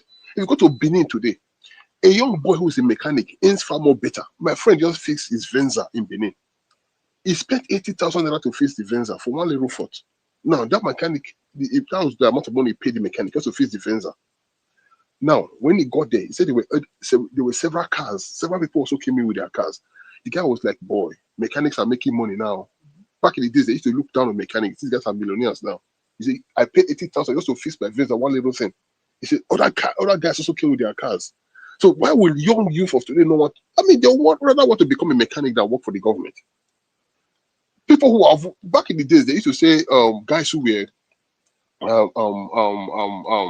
financial, guys were into financial business. As at that time, they were not really making much. Today, these guys are making so much money. Many of them have graduated to becoming an interior designer. They're making so much money. So why would they go into civil service? Over guys who are cobblers, we call shoemakers or whatever. So when they're taking it beyond, not just working like you used to see them in Benin now. They're now opening a good company, like a guy. There's a guy right now in GRA that opened in his own shop where he also designed his own sandals, and so the guy is also making his own money. So why would the youth now want to get into civil service? Because this is just my take. Because I had a conversation this afternoon with someone, and the man is complaining. He said the Nigerian state is everything is just dropping, and the rate, the pace at which it's falling, the things are falling apart is so fast. I said, of course, it's going to. It is. We all know things are not working, and the way things are right now, in 10 years' time, no one knows what will happen. Nigerian police force are not up to 400,000, policing a country that's more than 200 million people. Among the 320,000 police force we have, majority of them are working for the elites, working for banks, working for pastors. So how many police do we have in the country? Insecurities are it's extremely high. We have the Boko Haram, we have the Miyetti Allahs, we have different terrorist groups killing people in the towns and villages. The government are not even working to empower the vigilantes. So there's just a lot happening. Sometimes when I look at Nigeria, it's like an abandoned land. I begin to wonder how down, how low can the leadership system be? This is the low of the low. How do you describe failure? How much can you describe failure? That's exactly what is happening. How much can you describe failure? The man was saying that there's a huge fear right now. Most Nigerian youth are no longer interested in joining the Nigerian army. That they don't want a situation where you get to a point where Nigerians don't have the numbers are dropping, and right now, because it's bad. For one thing about countries, for you to join an armed forces in the nation, one, they have to check that you are patriotic. You cannot, if you go to the United States, for you to join an American army, there are several tests you have to go through if you're not an American citizen, because it's institution that requires high level of patriotism, not just for anybody. So a lot is just happening. That is just my take for now. Maybe when I come, I'll say something else. Thank you. Thank you, Sir Luis. God bless you, sir. Thanks for that wonderful submission. I appreciate you. All right. Let's hear from Mr. Jonathan, the former narrator. Mr. Jonathan, it's good to have you on the show today. Yeah, Mr. Elvis, I greet you. I greet you, Mr. Elvis. God bless you. Yes, I hope you're having. I hope you had a nice day in Lagos today. Yes, so we thank God. That's good. Mona Tinubu to come back home. We need them for Nigeria, not before France. Make you tell Daniel Bwala. Daniel Bwala. Now he go message him, say make him come. Yeah, man. God bless you, Mr. Elvis. I greet you, fellow panelists. I greet you all, and Mommy Diaspora. God bless you abundantly, man. I greet commenters and callers as well. God bless you greatly. Welcome. You see, my brother, Mr. Lewis. You see how low? That's a very big. It's a very big question. As Donald Trump will say, bigly. It's a big one. How low can a country go? It's just unbelievable. I think for most of the things Mr. Elvis you presented today, I think for some of them, I think on my own part, I think I've made my position known, especially on Mr. Tinubu's record, information and things like that. I've said, a bit on that, So that will leave me with, there are so many things that you presented today, but that will leave me with about 2 or 3 that I will just focus on. You see, so interesting that the last one, and Sir Louis did a good job by picking that one, because it happens to be, one of the things in journalism is that when you see so many stories, what you do is the ability to pick which one that you will use to set the agenda or the narrative for the day. Everything that you've presented, as someone with a journalism background, is the last one will be the narrative for the day, the agenda for the day. It is the interview that Rufai had with the governor of Zamfara. Very, very, very serious one as far as Nigerian politics is concerned. And I would also want to start on that. You see, in Nigeria, contrary to the idea that Nigerians will not want to work in the civil service. In fact, Nigerians are dying to get into the civil service. But we have to separate it, though, the civil service and the Nigerian Police Service Commission. The police are still civil servants. Technically, they are civil servants, but they have a separate structure from the Civil Service Commission. That's why you have the Police Service Commission and then the Civil Service Commission. So let's put the Nigerian police in the security infrastructure side of the scheme of things. So let's deal with the Nigerian Civil Service Commission. Even this Nigerian Civil Service Commission is where Nigerians are buying to get in there because of what? Corruption. Because, again, we might be here in diaspora. We know everything that is going on in Nigeria. More than the people that are in Nigeria. We still have some eyes and legs here and there. See, the Nigerian Civil Service Commission is the most corrupt, and it is where people are buying to get into. You see that 7,000 that they are talking about, they don't care. It's not the 7,000. That is why the country is so corrupt. All those people that are earning 7,000, I bet you, go to Zamfara today, some of them, if not most of them, they will have cars. They will be living in 2-3 bedroom flats. Their salary does not commensurate or does not match their standard of living. And so it is.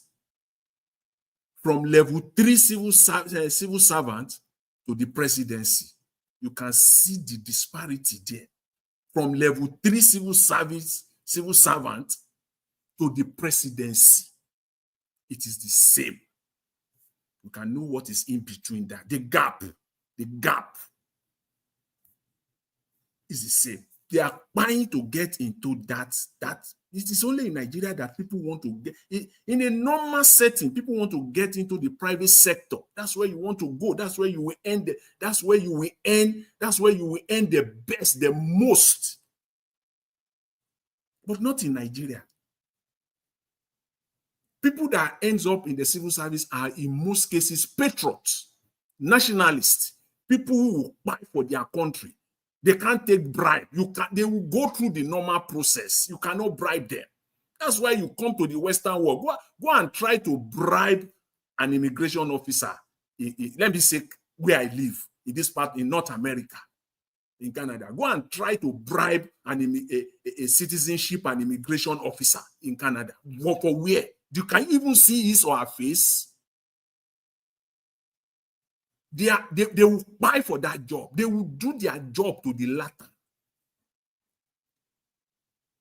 The minister would not even dare them because that would be the end of his career. The prime minister will not even dare them because that would be the end of his government. Those are the people.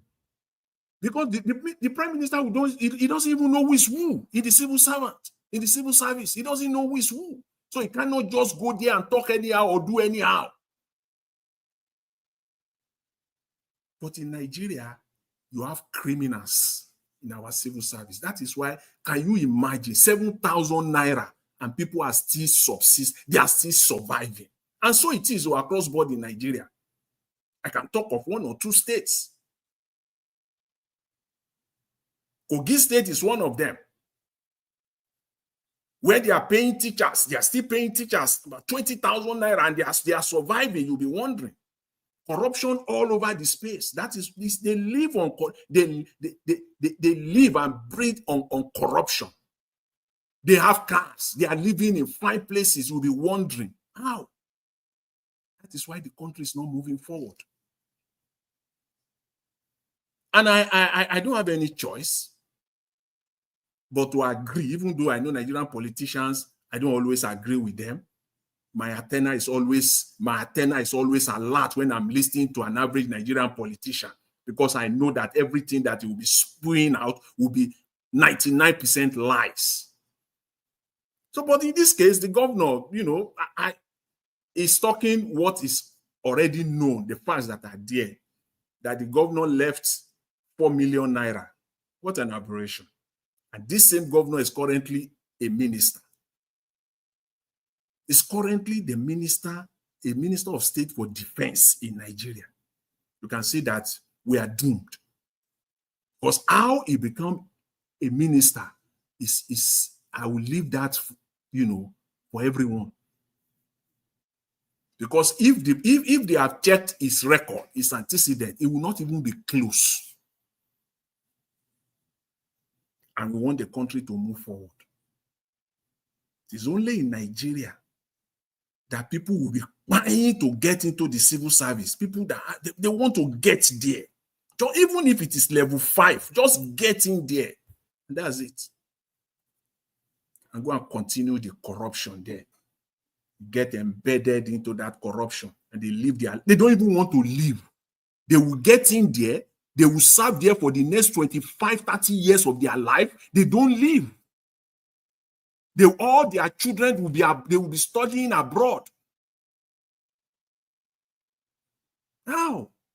On a 125,000 naira, somebody who is earning 125,000 naira salary in the Nigerian civil service is almost like level 9. And his children are abroad.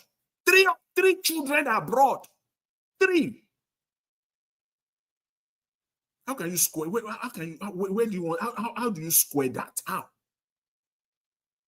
With his salary, 125,000 naira. Plus bonuses and the additions and everything. His take home is not up to 160,000 every month. And he has bought 3 houses in Abuja.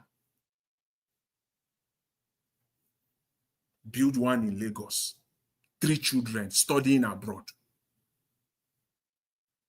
They don't leave civil service in Nigeria. So that is why they are talking about 75,000. The people that we are even crying for, fighting for, they don't even care. They don't even care. And that is the government knows what is going on. Pretending to be sleeping. That is the case. And with respect to Senator Dume and his brother from Bonu North, see these people. The question again is this: why now? You ask them, why now? Why now? That is the question for them. There's no need to waste time. If they're able to answer that question, then maybe we can move forward. Senator Ndume and your counterpart from Bonu North, Ndume from Bonu South. Why now? Perhaps you can give us some clue, a better clue, a very, very, articulate reason as to why now, not just to come out and play politics. Why now? Then we can move forward. All these ones you are just crying. That is the reason why, you see, I was listening to Daniel Bwala. It decimated him, completely destroying him. I don't know what is there. The hatred is just unimaginable. It is total hatred that Bwala has for this man. From the same state, from the same senatorial district. The hatred is unimaginable. Describe him as a person non grata, as a baby, as a toddler, just crying. A whole senator being described in such manner. Because that is how low that they have brought themselves. It's not only Dume, all of them, almost all of them. It will be very difficult to pick 3. All right. You can't count your five fingers. You will stop in that entire Senate. But anyway, Mr. Elvis, we'll leave it there. I just want to, talk on Labour Party, on the Labour Party subject, but I will do that. The only thing I just want to say now, the only thing I just want to say on that now, on that Labour Party thing, people don't read. I'm sick and tired. If you want to talk about Labour Party, please do us a favor now. Read the Labour Party constitution. As far as this matter is concerned now, go and read it so that we'll be well informed. You will be well informed. we'll be doing ourselves a favor because people just come and talk. All right. Thank you. Thank you, Mr. Gentleman. Thank you very much. Yes, sir. Thank you, sir. We appreciate you, sir. All right. Give us a matter. You're available to speak now. Mr. Elvis, I mean, no verse for me. No verse, no verse, no verse. Can you hear me, sir? Okay. Yes. Good evening to you. No Thank verse, you very no much. verse. My network was acting. Thank you very much for all that you do. I was going to ask you a question in the text message. I was going to ask you a question in the text message. Maybe as I'm talking now, I will just wait the text message. You can just respond me if it's allowed. But good evening to you, evening to the panelists, evening to Mommy Diaspora and everyone. Hopefully everybody had a good weekend. Thank you very much for all that you do. We do appreciate all of the work. Mr. Helvis, thank you so much. Thank you so much. Thank you so much. God bless you. Thank you so much.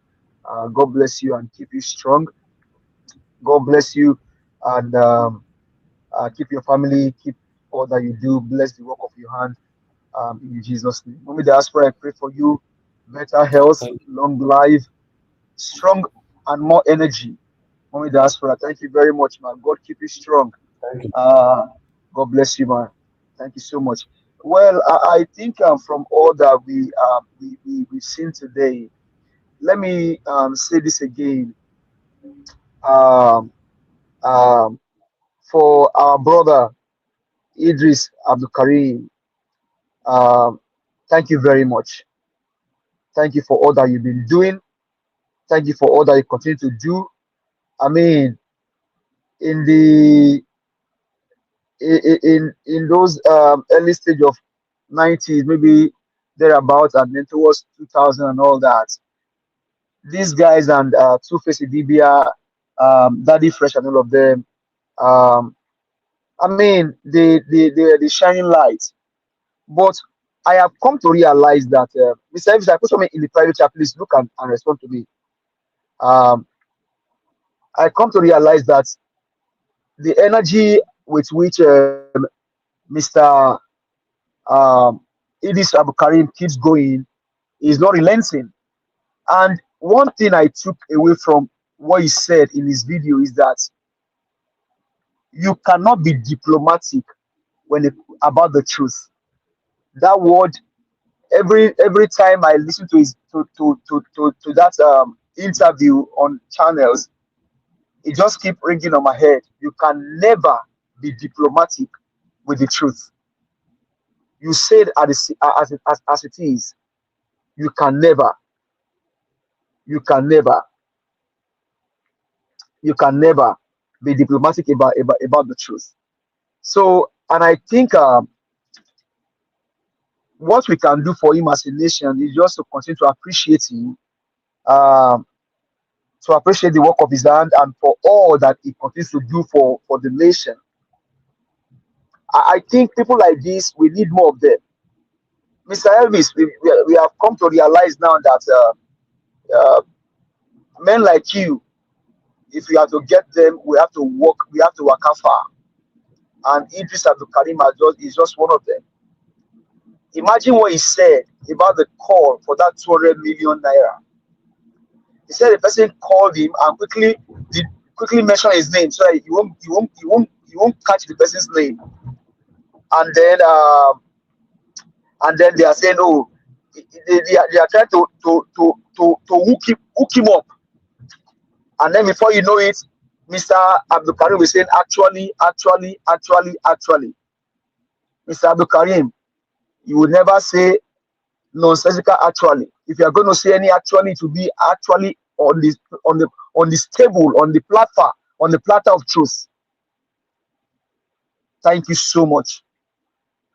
Honestly, Nigerian youth, instead of wasting your time on social media, wasting your time, some even going as far as showing what should have been kept secret about their life, whether body part and all that. Look at a man of dignity, a man of character. Obasanjo, I remember then, shut Karim down. It's not his first time. It's not his first rodeo. It's not the first time he's doing this. It's been here before. He's been doing this before now. So it's not his first time. Obasanjo was one of those that shot his first album, Nigeria. He shut it down. And now what he said that's also profound is that he just want to wake up one day and see that Nigeria is being cleaned up so that song will not be relevant anymore. But can they do it? No. These guys are criminals. They are bent on destroying everything and they have destroyed it. So for me, Nigerians, we see have gallant soldiers. We see have gallant soldiers. We see have men with character, men of integrity, men of great conscience, men like Idris Abdul Karim, men like Mr. Elvis Onyedigi. Mr. Elvis, it will be better for you. Honestly, sometimes you don't know how you give us joy. You don't know. But the work of your hand will speak for you. When they call that roll call, when that roll call is called, your name will not be missing because you continue to stand for Nigerians. We saw what you did here. You are not a minister. You are not a senator. You are not a house rep. You are not a governor. But on this platform, 10 million naira was raised. 10 million naira within 2 days was raised for one Nigerian. You have not probably you have not even met her. I know you have not met her. 10 million just in 2 days.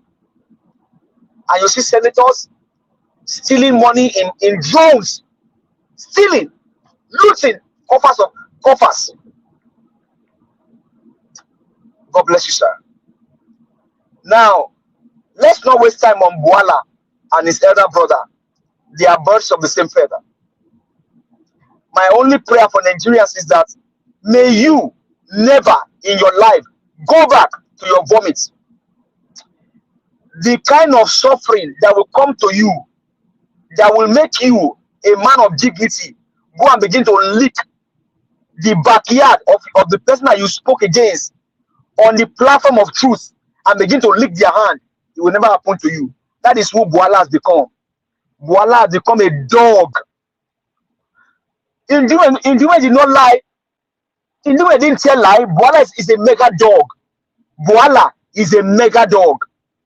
Only dogs go back to their vomit. Only dogs go back to their vomit. But like my sister will say, my other sister, Madam Rita, she say, you know what? In summary, Buala and Indume, carry your variga, enter house. Nigerians, don't mind them. Don't mind them. These guys, they are criminals. Don't mind them. All we need to do is to see how we can rescue our country. How we can save our people from the hands of these wicked people. But above all, let's not relent. Let's not fear. Keep speaking. Speak your truth. Don't be diplomatic about the truth. Speak the truth. Whether it's convenient or not, speak the truth. Mr. Elvis, once again, thank you. Finalists, Mr. Jonathan, Madam Rita, Mr. Lewis, Black Panther, White Panther, thank you all so much. Mr. Odua, Dr. Sia, Mr. Alex, thank you so much for all that you do. God bless you all. Let's not stop. Keep speaking. Stand for the truth. You can never be diplomatic about the truth. Thank you very much. I yield the mic. Thank you, my brother. I appreciate you give us a mandate. Thanks for the prayers. I appreciate you. Thanks for your suggestion as well. I left your message there. I appreciate you for everything. Thank you. God bless you. I'd like us to move on right now. I'd like to quickly appreciate Peggy Modi. Thanks for the super chat. My first super chat of today. I'm very, very grateful, man. God bless you always. Guys, press on the like and help us to share. Let's hear from Mother Rita. Mother Rita, thanks for your patience. Good evening to you. Please talk to us. 8 minutes. Thank you, Mr. Elvis. Good evening. I'm just laughing. Give us our mandate. Look at the private chat. Mr. Elvis, good evening. My lovely mommy, I love you very much. And greetings to Mr. Jonathan, Mr. Odua, and Mr. Lewis. Happy Monday. Today's Monday, eh? Today's April 14th, 2025. I don't know where I started when you were just ending Dr. Zoe's video. The doctor that lives in I think it's in Calgary, and yeah, and he was suggesting that this is really our time. Like I totally agree with him. Anyway, I know people who feel that he's very overzealous or whatever. I really don't care. He's just saying he's just giving us a solution, right? He's just giving us a solution, to end this nonsense that's going on in the country. And I hope that the man from Bodilon, I don't even expect it anyway, would listen to him and get the right contact. Because Nigeria is just, I don't know, it's just a hybrid of poverty. And I don't know if Mr. Jonathan or Mr. Lewis was talking about the poverty in the nation. I do not think that Nigeria has gotten to the apex of poverty yet. The reason why I say so is because if Nigeria was in that, if Nigeria or Nigerians have gotten to the apex of poverty, people wouldn't be doing extravagant parties. I mean, it's a personality. If you want to do a big party, that's great. That's lovely. And Nigeria will not be portrayed as living such a wonderful, blissful life. If 2% of a country, 2% of a country gives the notion that they're doing so well, their businesses are thriving. So what happens to the other 98% of the entire country? It means that your country, your citizens are poor. That's what it means. So I feel that perhaps Nigeria needs to go through this process so that we learn that when somebody comes out to say, this is what I have to offer for your country, so like Peter Obi, and this is how I'm going to do it. This is what your potentials are. And then you have another person saying, no, your potentials or how you're going to fix the country doesn't matter. It's my region's turn. It's my tribesman's turn. Or it is my business associate's turn. We need to see this pain before we can see that the decisions that we make in life sometimes can either affect us for a lifetime or can affect us just for a season. So Nigeria is going through a process of rejuvenation, going through a process of decay. And then when it's decayed, it will turn to manure and there will be a new growth. So perhaps we need to go through this pain of insecurity, poverty, extreme poverty, and then we'll probably go back to default settings. I might sound like I'm insensitive. I am sensitive. I know what I'm talking about. I might sound like I'm talking in riddles. Well, figure it out yourself. Nigerians perhaps need to go through this pain that we are going through. Let's be honest with ourselves. And I don't think we have gotten to the apex yet. No, we haven't gotten to it. Until the people who are supporting this satanic government start feeling the pain, start experiencing it, their children, their families, their husbands and their wives are directly pained by the wicked system, then we're getting closer. Now, we're just on a journey. We're just on a very, very painful journey. It sounds like I'm saying we deserve it. Well, I'm almost close to saying that we deserve what we get. I remember Pastor Chris said, there's a comment that he made, and I always say it here. He said, sometimes the people deserve who leads them, right? So Buhari came and did his own. Now, the man from Bodilon is here now, and he's doing what he's doing. And I kid you not, majority of the people who are suffering it right now, they supported the man from Bodilon. So perhaps they need to go through this horrible process and then maybe go back to default settings so that they will probably think well and know what the kinds of leaders, or find a standard of the kind of person that you want to lead you. So that's just about that. Now, for Tinubu's drug dealings and what the United States is saying, Mr. Elvis, like I think I stated it in our WhatsApp group. I said, what is the purpose of the United States dangling a banana at our faces like as if we need it? As a matter of fact, if we don't really need this information, because this is something that is not the United States should tell us something that we don't know yet. Yeah, they should. David Hundeyin, I mean, he has done his own part, and the United States, succeeded in concealing deliberately for whatever reasons some information from us, and then now, what's all this hula baloo about? I'm going to give you information. Sorry, 2 minutes ago. Oh my goodness. Okay, information is not serving Nigeria. Whatever it is that they are handling the man from Bodilon and they are dangling a banana right now is not going to serve. What is the purpose for us, Nigeria? Even if, let's just say, they bring out a video of the man from Bodilon selling white powder, right? We still have people who follow him. The so-called National Assembly, do they have the liver? Because they're all lily-livered men and women. I would say, well, exception of so far, Natasha. Lily-livered people, would they dare to come and question whatever report the United States is putting out there? So at the end of the day, this is just news. It's just news. Jump and pass. It's not serving us in any way. I personally am really not interested because I already know the kind of person that he is based on information that we got. So it's not allegedly. I mean, the records are there. So there's nothing new that the United States is going to give us now that will change the status quo of where Nigeria is or the status quo of who is the president right now. And then, okay, I'm going to stop there because I want to talk about some other stuff, but I'll just stop there. Thank you. Thank you so much. God bless you. Thank you. All right. Mr. Odowa, it's good to have you on the show. Good evening to you, sir. Please talk to us. 8 minutes. Good evening, Mr. Niger. Good evening, all the panelists. Good evening, Mommy Diaspora. Good evening, commenters, listeners, and viewers, and those passerby. Thank you.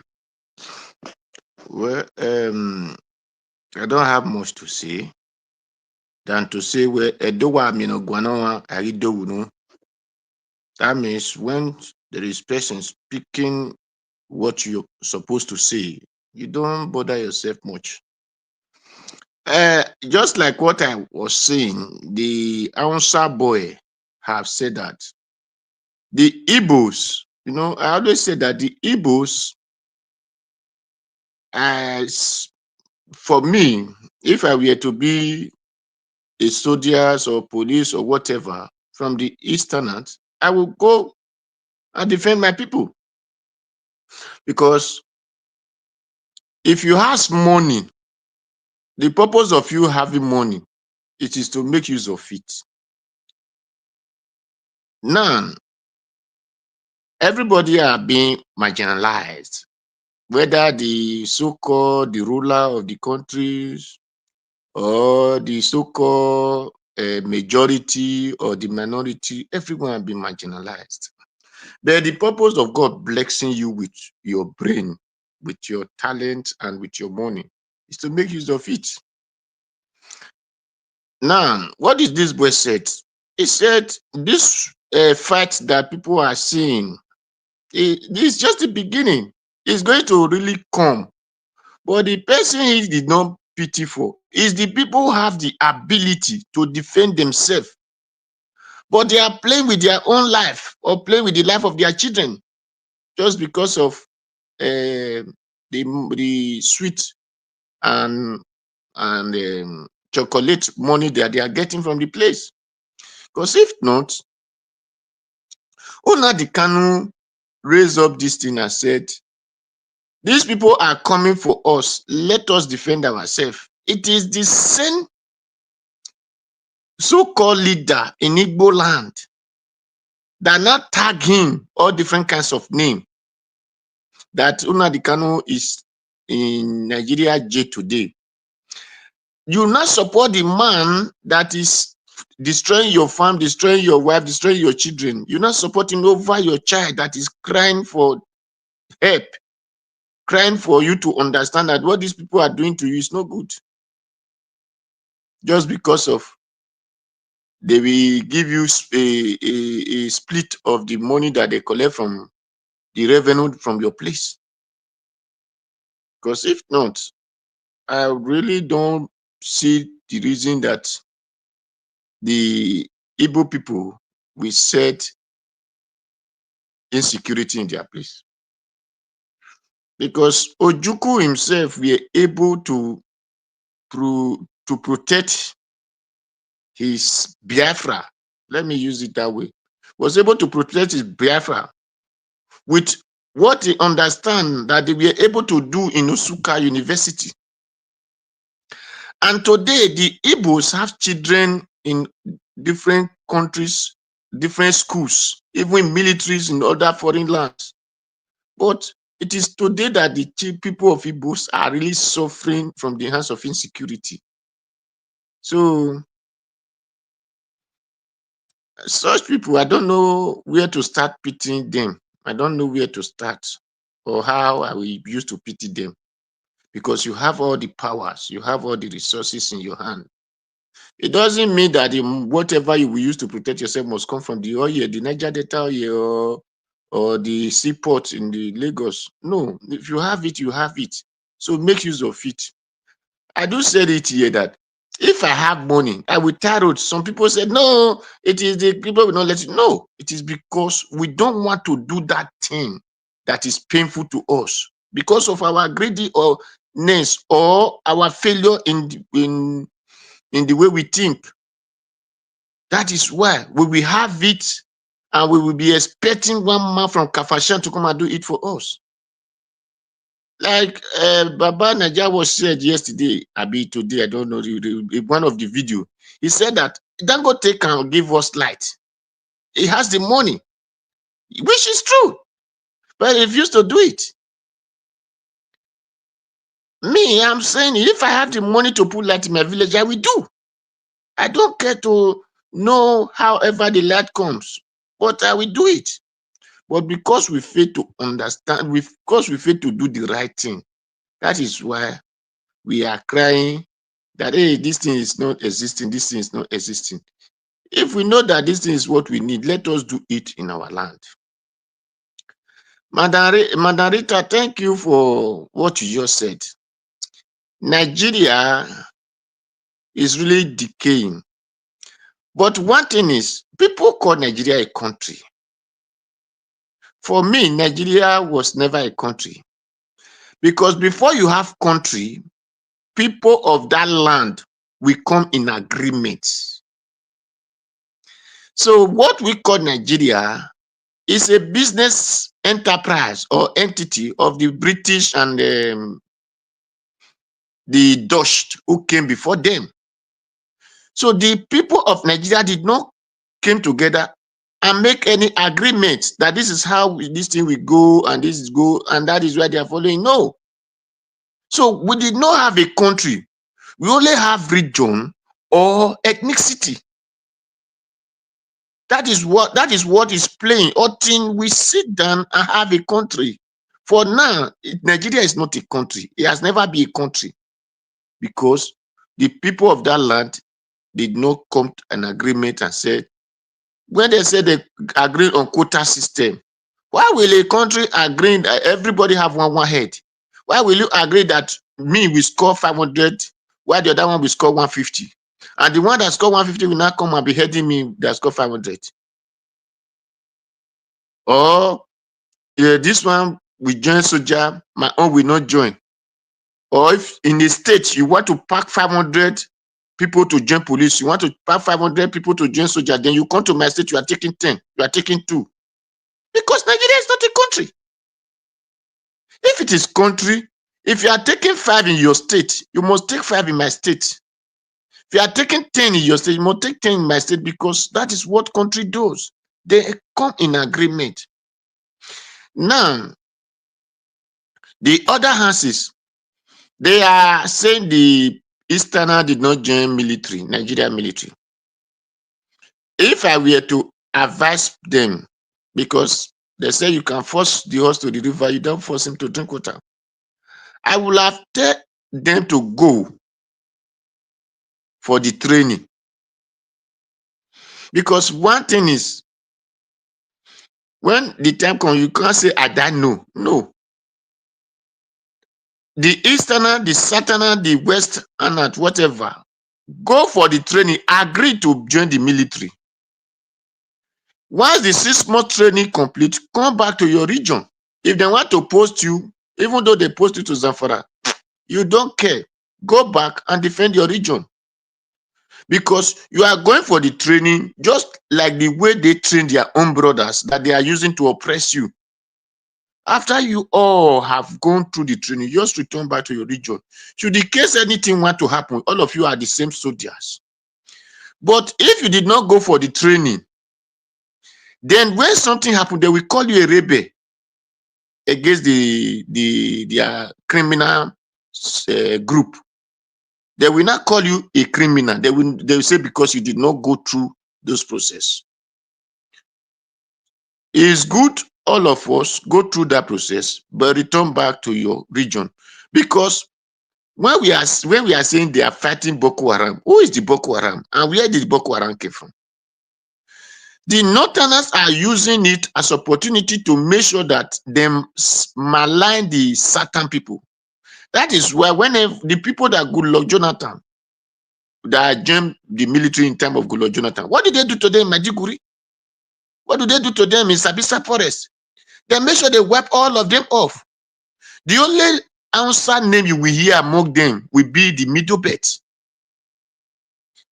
If not, you will hear Ikechukwu, you will hear Osaitin, you will hear Kola, you will hear whatever name you were hearing, they were from the South. That's what they were wiping.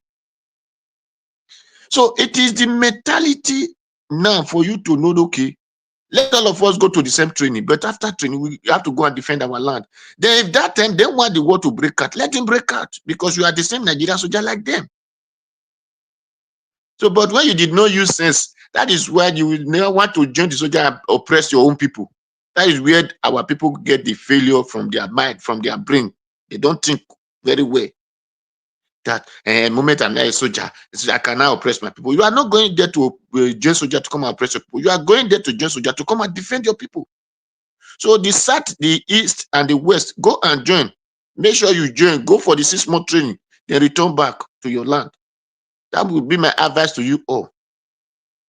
Because if not, when they fill it all with their Boko Haram children, then when they are oppressing you, the outside country we see is that those ones are the Nigerian soldiers. So they will call the any other side that is defending themselves as a rebel. So that is my advice for all of you. For the war, as I'm still saying, that is happening in Nigeria, that they call Boko Haram. If the northern people want to make sure they stop their Boko Haram, they will have do it. The reason that Udume is crying and that senator cry that the government that is not doing well, when people are saying, where are they in the time of Buhari? No, you people should not understand. You know that this Boko Haram is what the Buhari used to do business with the military. That was why they were pumping money in the name of buying weapons, doing this, doing that. But now, Tinubu did not pump that money. So these people are crying because that money is not coming. Everything they are doing is business. It's just way to collect the money from the South.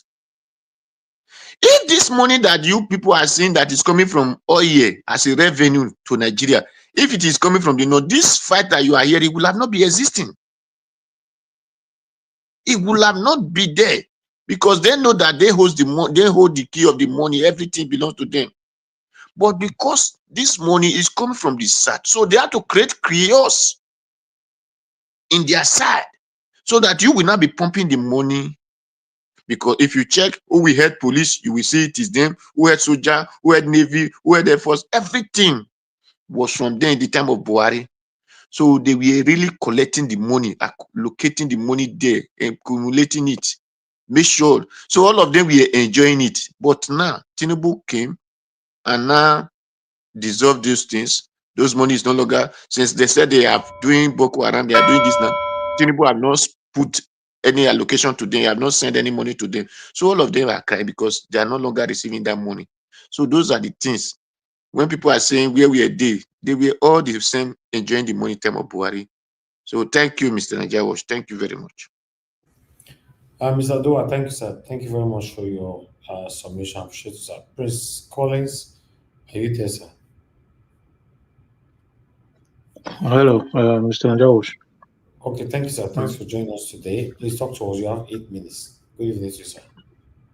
Thank you very much for the opportunity.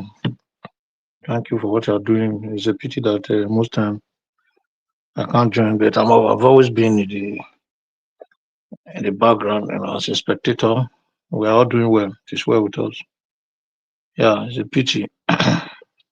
We've all spoken well. First of all, Mommy Diaspora, I want to say hello to you. Thank you for what you are doing. God bless you. Shall be well with you, Mama. For us, we are here. May your spirit continue to, spirit and prayer continue to guide us as our age mother. May God bless you. And those in the conversation led by Abu Aziz and others, I want to bless you all. And my fellow, my fellow men that are in the studio.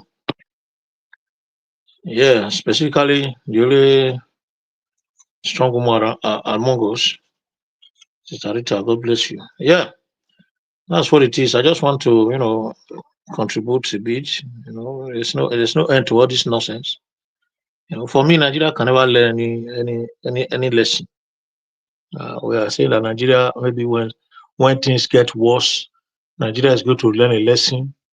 Nigeria will now begin to reason who is going to, vote for them. They will now begin to reason how they are going to do the right thing so that they will get good governance. That one I lie. Nigeria will never learn anything because there is no lesson to learn. You didn't learn lesson in a place where you learn lesson from a clear-cut objective. You learn lesson from a clear-cut purpose. You only learn lesson from something that is clearly stated without ambiguity, without any biasness in terms of implementation. You don't learn lesson from nuisance. You don't learn lesson from ignorance. You don't learn lesson from people that are doing the wrong thing all the time, praying for God to let the right thing begin to happen. For you to get the good thing, you have to change your narrative. Nigeria have no lesson to learn. Nigeria is going to destroy.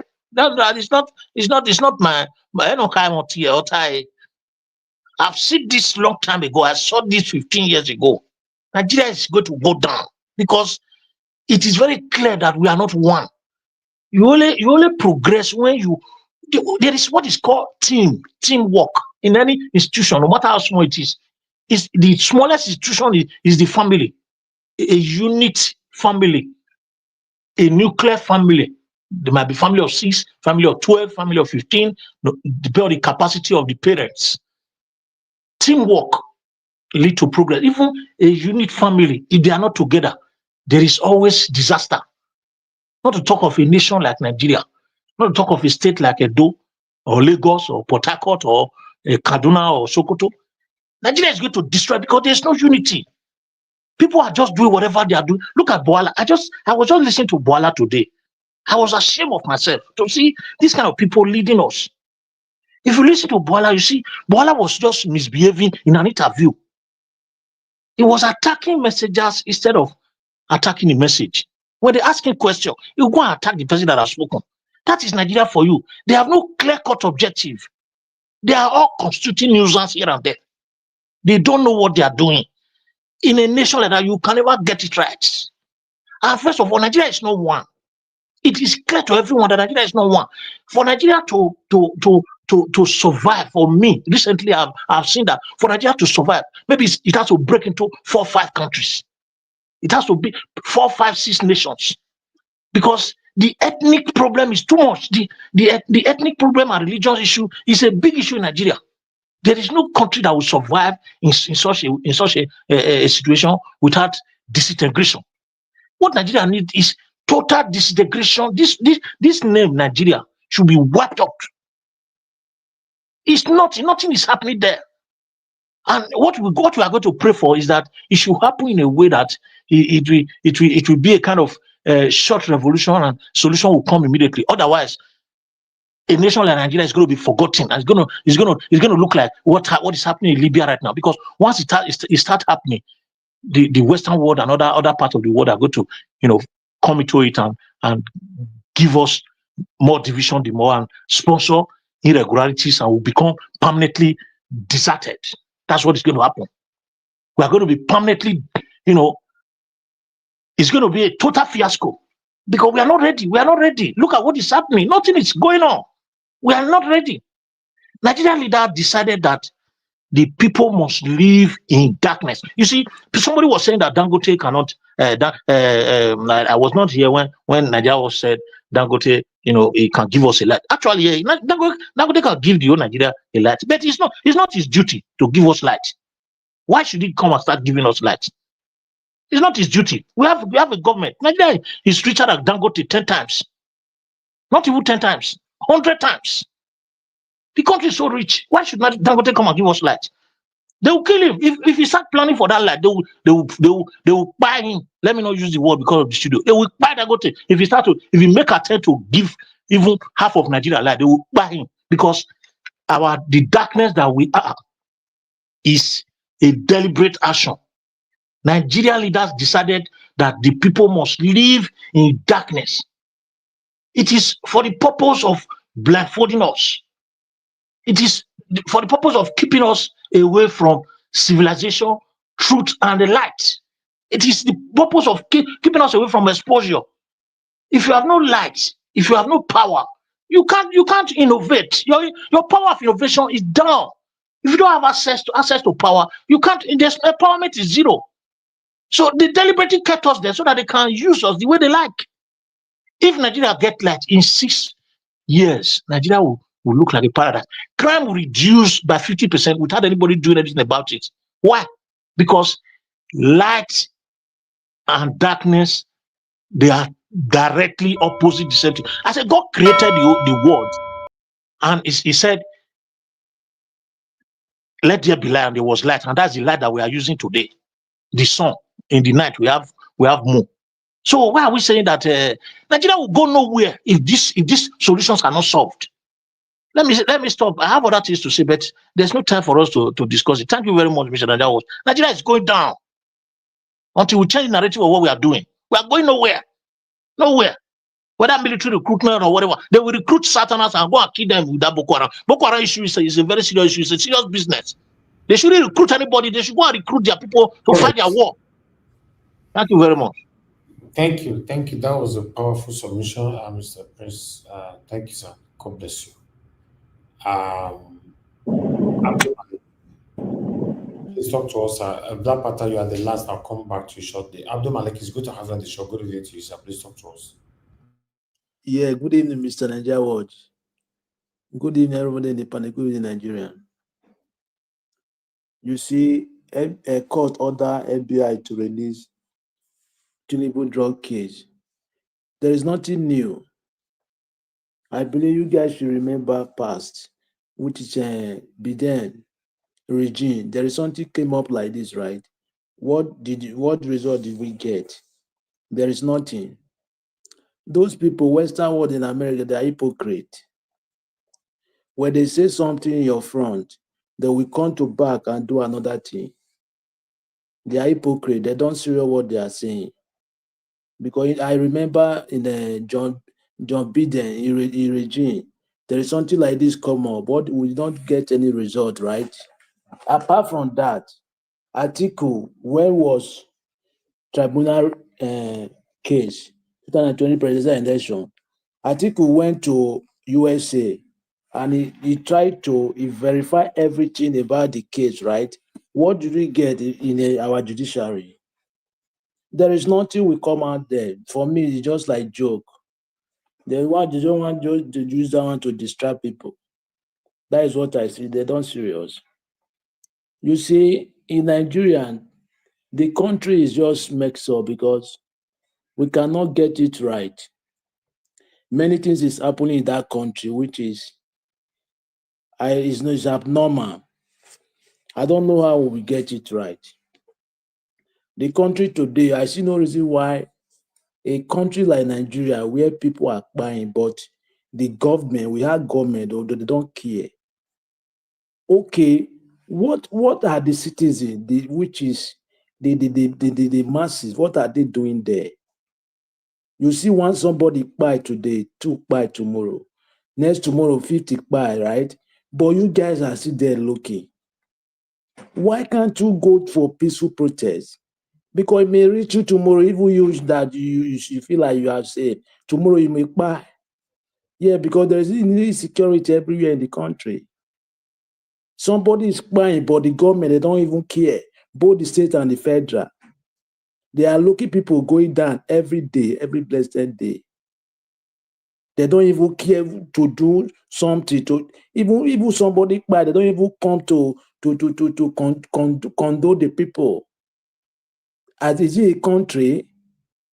What type of country is this? And the Western world, I believe, 2023 president, they observe everything, what happened. And they came on air, they said that election was not free and fair. But today, what did they do? They assess suspects as a president. They are some problem of our country in Africa too. Look at what happened in Libya. Gaddafi was trying to make Africa united, right? They distract the country. That today, what are we seeing in Libya today? Look at this now in Burkina Faso, right? They try to, how many assassinate they have attempted? Almost 18. They are trying to take that man down now, right? They are planning.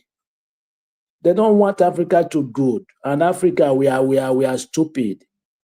Yeah, including me. Because we are not straightforward to ourselves. That's why we are where we are today. I see no reason why you are selling your brother like treason to foreigner. What are you going to gain? What is your benefit? We have a country, but we don't have light, common light. We don't have hospital. Your citizens cannot go hospital. What are they benefiting from the government? Nothing. Okay, we say we have government. What is the meaning of government in a country? Is it not to help your citizens? But your citizens don't benefit anything from you. Yeah, nothing they benefit from you. Rather, you yourself as a government, instead of to establish that particular facility in your country, you go to another man's country. You borrow money from the country and you take the money back to the country to go and keep for the country. Are you normal or you are stupid? We have a very long way to go. Unless this kind of people, we crush them out from that country will not be good. All the politicians, they are the problem of Nigerian. According to what somebody said now in Boko Haram, APC, they are the creator of Boko Haram. They create Boko Haram 2015 to adopt Chibo's girls, to distract Goodluck Jonathan administration. This is where we find ourselves today, whether it's how Boko Haram spread in the country. Today now, everywhere in Nigeria is Boko Haram bandit. It cannot be controlled today now in the country. APC, they are the founder. Even now, according to allegedly the second man in Aso Rock, is it not one of them? It's not they embezzle money. It's not they are giving them money. Yeah, look at the ransom. When they kidnap you now, they have access to everything. They will demand for ransom, right? I don't really know how we get, unless we come together and drive those people, because they are minority, they are small people. But even we are talking, we are not yet serious. That is the major problem. The country today is messed. Everybody is facing it, even though you are not there. If you are sending 100 or 500 euro a month before 200 euro, now it's double, it's times 2. Yeah, somebody will not cry for you, will not say, if you have some human feeling, you must send. Yes, you must send at least. Like that man that came from Canada said that he went to attend the Obi Kubana birthday party, that Tinubu should consult people in the diaspora to work with them. That is true. It's true something. Because people in Nigeria, the government, they don't know what they are doing. Let them consult people in the diaspora so that they will fix the country, because people in diaspora, most of them, they are wise. They know how the system work. Thank you very much, Mr. Davis. All right, Abdul Malik, God bless you, sir. Thank you. Okay, the last person on the panel is Black Panther. Thank you, my Yeah. brother. Good to you. Please talk to us. Good morning, everybody. Now, Good morning, my guys. Huh? Now, morning, so who shall be good morning? I never finished now. Good afternoon, good evening, The money. Sorry. and good night. I want to thank everybody. I've been listening to every one of you. It's exciting, but the fire is not there. Except my prince. Keep the fire. The fire was hot when he spoke, and that is it. That is it. I want to thank Mommy Diaspora. May God bless you, man. You come to live long for us, to give us the wisdom to and understanding too, the way it is. Continue to tutor us and show us the consistency in everything we do. I want to thank all the viewers and commenters. Let's continue the fight. Now, my prince, you spoke exactly the foresight of the founding fathers that brought about, quote and unquote, the Nigerian state being drawn by the British Empire.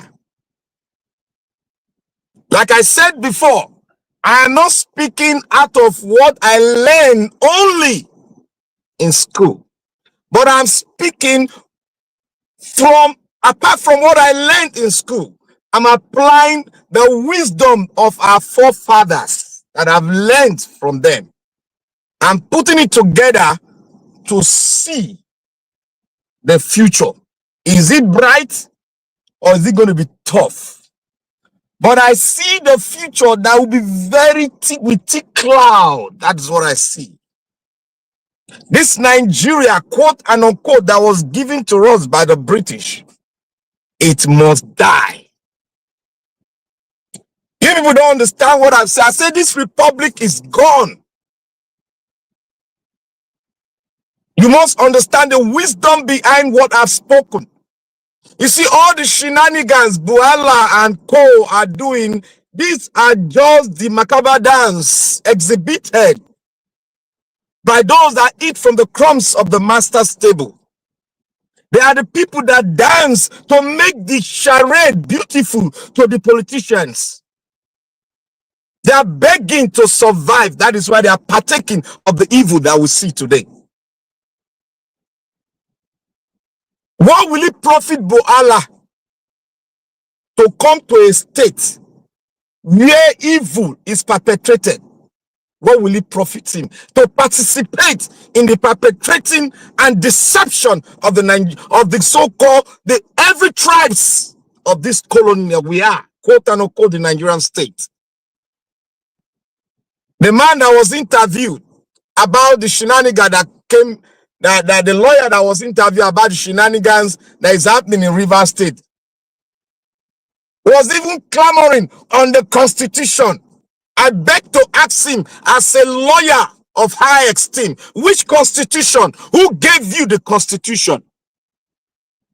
As it is, they have the right to break that Constitution and unbreak it, shake it, and tear it, and throw it in the Atlantic Ocean, because that Constitution was not by the Republic. It was by a man called Abdul Salami that need to be caught and thrown into the lake of fire.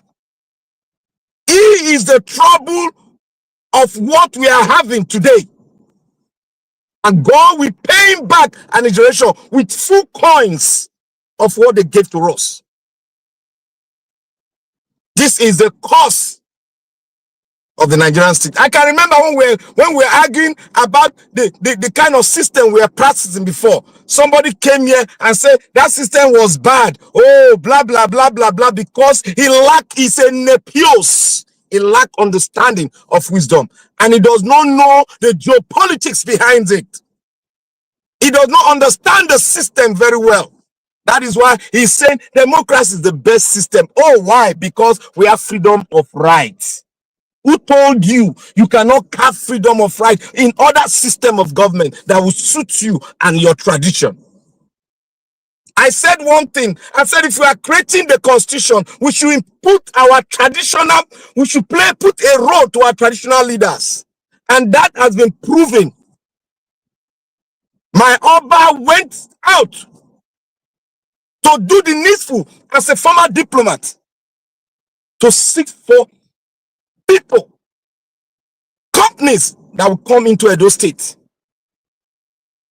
The power brokers out there, the capitalists out there that want to invest. He was speaking to them. I have the video. As a former diplomat, they all sat while the king was telling them what it is. I want to tell everyone too. Do you know that the red soil in Edo State is a mineral resources? I don't know if some of you have seen the video. The video where Chinese are digging and carrying shipload of that red soil to China. Go and find out. It's used to produce red paint. It's what you people everyone should go and find out what is being made used for. They are carrying shipload. When I say shipload, a mega shipload of red soil to China every day. If they had the company to process it, they would have done it in Nigeria. And the Nigerian government say, "Oh, that's not the son. If I made the pack, we will not need themselves." That is a generation that doesn't have any knowledge of what he has. No ambition.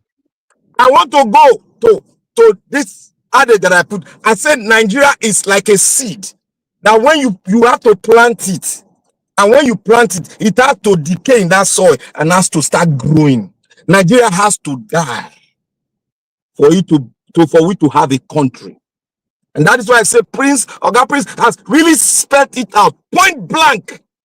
If you understand the country cannot be won. If you understand it very well. We are just playing, we are deceiving ourselves. And one thing I want to say concerning Agbado, I want to ask every one of you, what is the cloud coming towards us is very big. We all said that Agbado as a drug dealer is going to be dangerous to us. Now, let me play the picture to you. Do you know that there was once a time when America said at the Gulf of Guinea, they want to have a base there. They want to have their ship there. Nigerian people refuse. There's a certain time they said if they want to have a military base in Nigeria, Nigeria refused. And now Donald Trump is saying one thing, that after America has given to the world, now what will America give back to? What will the world give back to them? That is why the tariff is going on. Though it's stupid, but the guy is a man that will come and he want exchange of money. He like exchange by barter. That is kind of man he is. Now, that case, people are saying, oh, what they have released, they've released everything. Nalayo, they are seeing some very strong stuff in his record, and they are going to use it as leverage. Why did you think he traveled? Why did you think he traveled? You think he went there to rest? He went there because this case will be judged, and the judge will go against him. That is why he went. That's why your president traveled.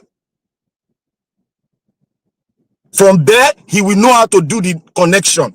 And he went to meet some top French diplomats over there, so that they can liaise and put everything on the table. Like I told you guys last week, 2 weeks ago, Congo sold his country to America. People have not, I said this thing, go and fact check me. They sold all their mineral resources For what? For defense. They sold all their, they give away all their remaining resources for American defense, for American protection, and American, as they signed the deal last week. Now America is in charge of the bauxite, all what they use in making phone, all what they use in making nuclear, whatever nuclear stuff is right there. What they use in making electric cars is right there. They have one of the highest reserves in the world, that is in Congo, and they have gold, tons of gold. Africans are sick. And now, in the region, what I first mentioned, that region that I mentioned, we have the highest reserve of oil and gas. Oil and gas right there. And Nigeria has not exploited it. We have mineral resources, gold, aluminium, bauxite in the north. We are still yet to even go halfway in exploring it. And we are using the manual, we are using kits to exploit kits to bring that to mineral resources. We are not using mechanical system to do that. And now let me round it up. What do you think, if you are the president of America, what will you use that record to do? If I were the president, I will call Agbado and sit him down. Give me this, and I want to have a base in the heart of Guinea there. I want to have a base on that sea. I want to have access to that mineral resources. I want to have access to the mineral resources in the north. I don't care. If Boko Haram is there, I'm going to take them down. That is what I would do. And that is what I know the president of the United States will do. As it is now, he has a red eye and is going to do it. He's a transactional man, and Agbado is also a transactional man. So, therefore, Nigeria is in a big mess. Big mess. I told you yesterday that Nigeria issue is diversified. So we got to diversify and speak on it so that people will understand the lyrics that have been played. For those that are saying, for the SSS, my DSS might saying that, oh, they want to Islamatize, that's a bullshit lie. Sorry for my word. He's not speaking the truth. A non-serving man that is inside the government will not come out and spill that nonsense, rubbish. He's deceptive. He knows the problem. He cannot say it because he has signed an oath of secrecy. He can't dare say it. I beg to be corrected. I was born in there and I'm saying it. So all the bush, all the crap that he's saying, all are lie.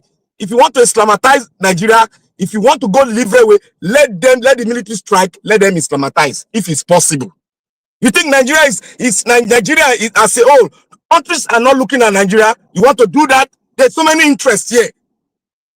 So therefore, be ready for the transaction of our mineral resources, because Congo has done it and Donald Trump expects Nigeria to do it.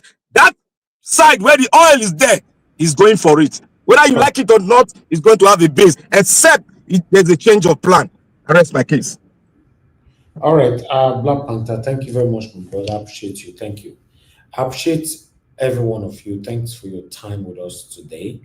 We're going to have our final submission, but before that, I'm going to play this video for our final submission.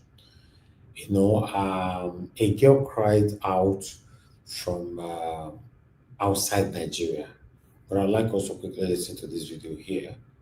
Come back to Nigeria. Nigeria is better than that country. Even your village in Nigeria is better than this country. Anastasia, Sokoto side, all the Hausa states safe. This country is far, and so what? Better in what aspects? Better in what aspects? Eh? Are they better in what aspect? I'm asking. Nigeria, that everybody's dying of hunger now. They are quite developed. My country is quite developed. But here, yes, they are not developed, but they are 10 times better than Nigeria. I will say it with my full chest. I can possibly go to the market with 1,000 and buy food stuff that family of 4 will eat it and have change on top of it. You don't mess around in this country. Fuel remains the same price. Everybody is selling fuel. Since I entered this country, going to 2 years now, they have never and ever had an increment on fuel. Eh? Talking about the electricity, before they take light here, they will announce it on the radio. Before they take light, that will last like 30 minutes, they must announce it on the radio. You want to come to this country and be selling generator, hunger will kill you. Because you will not say, I was walking on the road, I was inside tattoo one day, I just decided to buy fuel. We went to the police station to buy fuel, NEPA take light. A whole police station does not have generator, they have to wait. They have to wait for NEPA to bring light, and it not even last up to 5 minutes. NEPA brought light and they started business again. What are you guys telling me? Nigeria is this, Nigeria is this, Nigeria is this. Students, everybody is crying of hunger. Transportation fee, now your mate. Insecurity is everywhere. Insecurity, you cannot boldly walk in your street in Nigeria around 10 o'clock. How dare you? They want you where? They want you where? Yes, my village is better than here. Based on they are working collectively. They are working by individual. How will I even put it? We have presidents, we have leaders, we have everything that we have, but there is nothing that is working. There is nothing that is working. How will you use Tinubu to compare the youngest presidents in Africa? That's there are people you cannot open your mouth and talk bad about Ibrahim Traore. You see, they will kill you. They will skin you alive. They will tell you leave their best president for them. They are proud of their president. Who is proud of Tinubu in Nigeria? Who they proud of Tinubu? Then they tell me say Nigeria is good. Nigeria is good. Nigeria is good. Yes, we are developed. What is happening there? What is happening there? Where everybody is crying and smiling. We are strong, yes, because it's high time we say, in fact, it's high time we come out and say we don't need president because we have president and he's doing nothing. It's just like we are fatherless. You are taking care of you have father and your father is not working, your father is not doing anything. That's why Nigeria is. It's best for us to not to have any leader in our country. We'll be managing everything by ourselves. Are you people telling me Nigeria is good, Nigeria is good, Nigeria is good? Everybody is crying. Cost of living is crying. Cost of living, everything is high. President is there doing nothing. If they're sick, they will fly abroad. People individuals, indigenous will be there dying. School, nothing. When nobody worry me this morning, when nobody tell me my village is better than this country. Yes, my village is better than this country. What has my village, what have they given to me as an individual? What am I benefiting from them? If not that, there are big men in our village that is working collectively to make sure that their town is rich. In Osume, what has government done for us in Osume? If not be individual that will build road, they will even be dragging who will build road, who will do this one, who will do this one. When there is government, what are they doing? Hunger is tying everybody. If you go to market with 1,000, you will buy only Maggi 1,000 and go home. What does that supposed to mean? See, the high time we come out and say, well, we don't need Tinubu again. The better for all of us. Next election, some Mugus will still vote for them. And you are telling me to come back to Nigeria. Now you carry me come here. I came here new. When I came to this country new, they did protest for the president. What happened? That day that they did the protest for the president, the reason why they did that protest, the issue was resolved that day. I go still talk am again. If you like, no one day Nigeria they buy on herself. No one they talk and stay here. You know get sense. Nigeria is rich. Nigeria have everything. All the natural resources Nigeria have it. Nigeria is developed. What is happening? I go still they talk am again. This country that you people are saying that is far 1980 of Nigeria is 10 times better than Nigeria. Quote me anywhere, I will prove you right. In terms of electricity, in terms of transportation, in terms of economic, in terms of human affairs, in terms of hospital, in terms of everything, they are far better than Nigeria. Look at the students. What are you people telling me? Go to hospital and see. If you like, Mike with Nigeria, the chest bill. I will send 50,000. They will tell me that it's like 5,000 there. That person 50,000 for this country. If that man not talk too much. I go still they talk. If you like, more agree. If you like, more not agree. Here is far 10 times, 20 times better than Nigeria. Quote me anywhere. May Nigerian government see this video. May them get sense.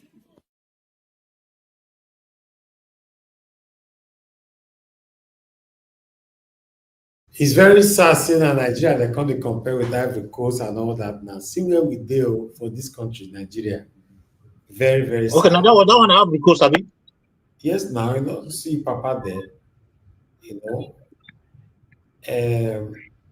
Anyway, it's very unfortunate. Come back to Nigeria. What she's saying is that most of you in Nigeria, you are suffering at the same time smiling. And that is the situation of Nigeria right now. As I speak to you guys, nobody is complaining on the streets. Till now, till this moment, nobody is complaining on the streets. In fact, if you even put ear down, you can't hear anybody complaining. I don't understand how they take care of this country. I don't know what happened to us. Nobody.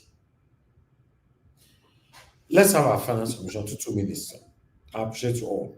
I would like to go back to Sir Louis. Nigerian watch. Na religion, na finish us. Religion, everybody believe they can run to church, right? Na religion finish us. Nigeria was not like this before. Very sad. There is nothing like religion. Religion not the another country. You say na mumu, na finish us. Na mumuism. Maybe that one not true. Na religion make us mumu now. We dey pray for water to come and light to come. Not be mumu be that one. When you pray for light and water. The weaponized religion against the people. All right. We are giants that bow to cowardice. So giants that are ruled by fools and cowards. Who go river for here? Who go river before? See, our ancestors. Let Sir Louis talk, abeg. Sir Louis, go ahead. We are giants that submitted our, our strength to fools. Our ancestors built an empire. Today we are living like peasants in our own land. So what happened? What really happened?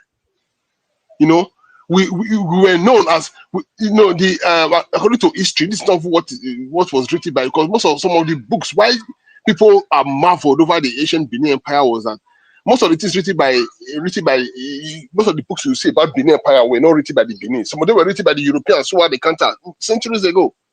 And they will tell you that the Benis never saw the white as superiors. They saw the white as equals.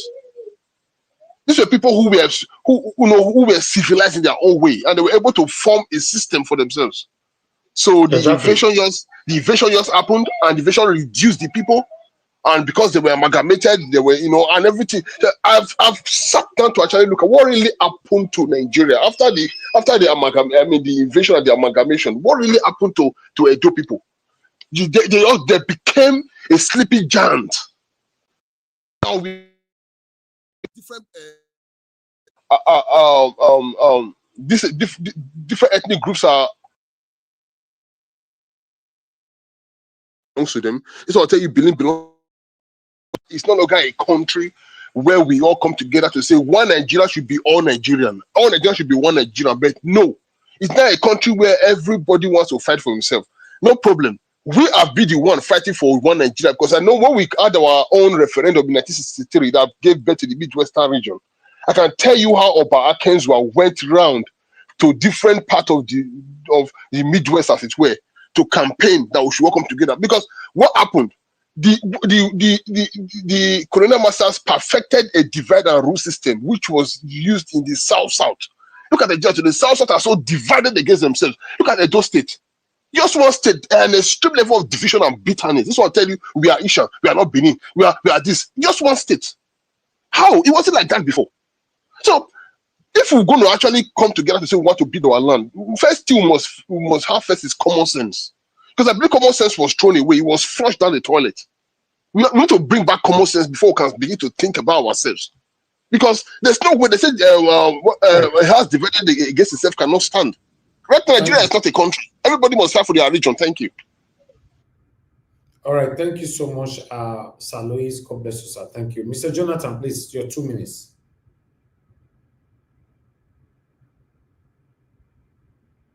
Okay, Mr. Jonathan is now available. Madam Rita, please, your 2 minutes. Thank you, ma'am. Yeah, thank you, Mr. Elvis. Yes, what happened to us? A giant, we call ourselves a giant. Well, a giant can be in a fetal position, or rather, a giant can hide into a shell when his dignity has been taken from him. And the only way I think, well, there are several ways in which you can get back your dignity. If you take away pride and fear. Because anybody, if you've taken your dignity, of course, you'll be wearing the garment of fear now. Because you feel that you're not worth it, you feel that you cannot do it, and you feel that, it's undoable. Many of us have gone into this fetal position, or rather into the shell, because we've sold out. Yes, we've sold out. And many of us too have, I'm trying to look for the right adjective. Many of us, not just been selling out, like many of us don't really know who we are. We don't. You talk about history just now. How many people know about the Benin Empire or even the Oyo Empire? The generation of today, many of them, they don't know. They only believe on AI or what they see on social media, all those little clips, and that's it. And they don't care to know. They are too lazy to read. Well, what that lady was, I would call it a very good rant, because what she was saying is the truth. What I see there is somebody crying for the basic food, security, water, electricity. Many of us who live in diaspora, I think that's one of the major things in which many people left Nigeria. Simple. That's why that's why when you go, you see, Mr. Elvis talks about electricity, and then he's providing electricity for himself. You know, his system, he had to buy another system, spending money. By the way, please, you guys should share this program, and whatever you need to give Mr. Elvis to encourage him, please do so. That's why most of us leave. When we go to Nigeria, in fact, the moment you land, you feel the heat, and you are so used to, you know, clicking switch off or switch on the AC or fan or whatever it is just to cool you down. There's no light. There's no light. So what that lady is trying to say, her village is developed fine, better than where she is, but she prefers there because she knows that there's security. She knows that when she enters the house, she can switch off the lights, turn off and on. She knows that if she needs cold water, she can drink cold water. She knows that, you know, even that the government respects its people. The government will not gag them when they complain about issues. So, like, this is where my peace is. That is where she has peace. She has peace. So what does that tell you? It's really not about having a lot of money and being in a place that's not secured, or being in a place where you are hounded with struggling to make yourself comfortable. Yes, I use the word struggling to make yourself comfortable. She's where she has peace. Most of you in the diaspora, most of us who, I believe everybody on the panel right now, with the exception of Mr. Elvis, we're at peace. What is bringing us peace? You know, you can drive out to a party, or you're going for a program at 10 p.m. and you can come out at 3 a.m. or 4 a.m. You're just driving. You know that there's no agbero. There's nobody that's going to attack you. Nothing. You're safe. If you call 911 or whatever emergency, you're going to get help immediately. Where is that in Nigeria? So having money is useless in Nigeria. Yes, you see all these rich people, they cannot go out and walk on the street on their own. They need the services of some sort of security force. Their fences as high as like a prison house. Their whole house are all made with steel bars. Thank you. Mr. Elvis, thank you very much. Thank you very much for this opportunity. Thank you. I appreciate you. Thank you, man. Thank you very much. Mr. Odua, 2 minutes, sir. Thank you.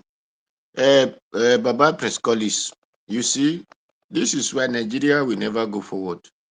You started saying, why should Dangote give us light? The Nigeria government have money more than Dangote. And the country you live, a person will do something in that country. It doesn't matter that you not come and say, I believe it is the light you are using in your country. It's not the government that have it. It is a company. It is a group of people that come together and have that light. And that is why it has different names. You might have IGP, you have the other Orlando, you have this one, different group of people have that light. And that is for that. But when we have this thought of, I will not do it, and nobody will do it, because your government did not come from sky. It's your own people. The mind you have is what your brother used to become a governor or a president. But it's the same mind he used. And Baba Louis, thank you very much. Today you have sounded clear. I believe, are you following our brother Izodua for the power of unity that we are creating? We want to unite, make sure our benefit. Izodua is my brother. We both started the struggle together. We are together. Yes. If you check the video, I'm always there with him. Okay, so that is what, because that is what I have to say for that.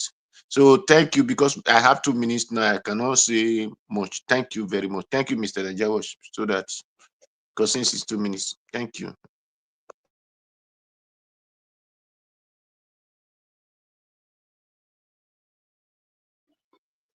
Hello. While we are waiting for Nigeria. Mr. Odua, thank you, sir. God bless you. I appreciate you. Oga Prince, just go ahead. 2 minutes. Thank you, sir. Okay. Mr. Odua, thank you for what you have said. But thank you for what you have said. But you see, I don't want us to start arguing that issue. If we start again that issue, it will end up tomorrow. So we can't leave the government and I'll be asking, I'll be chasing individual to come and give you light.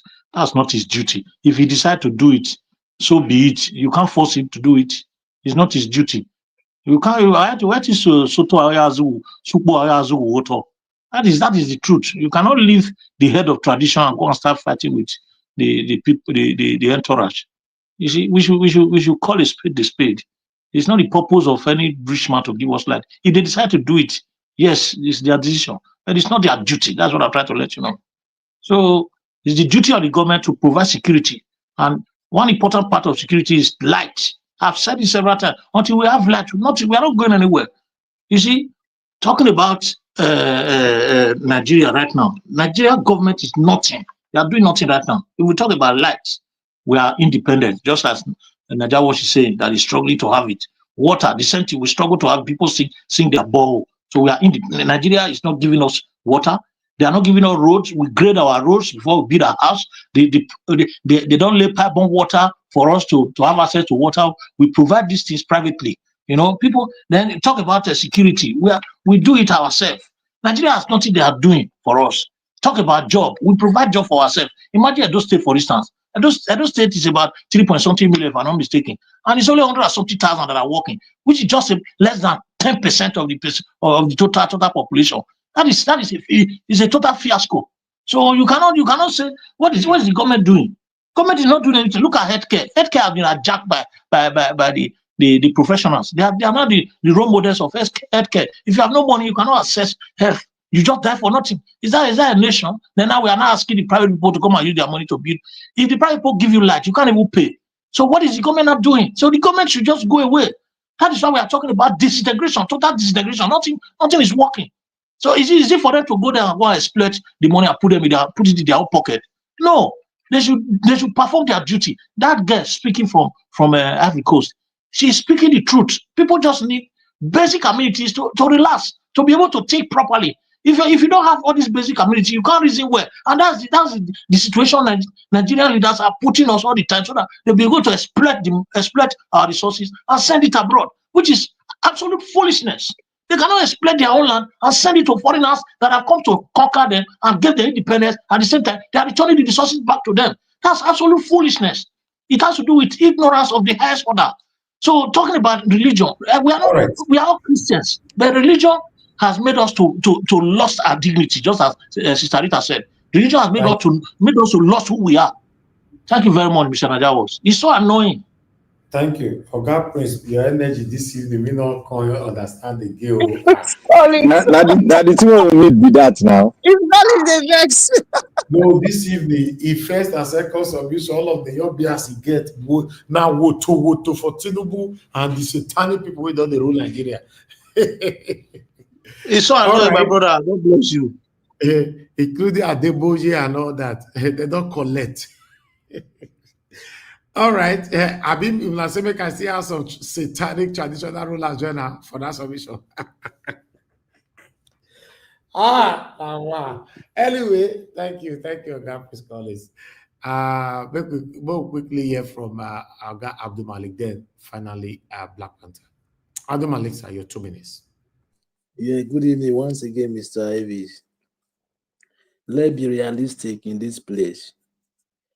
Government, they are the people that are supposed to give you 3 social amenities. Even it's written in economy, there are 5, but there are 3 major social ones, which is every day you must be used by those 3 social amenities, which is road, water, and light.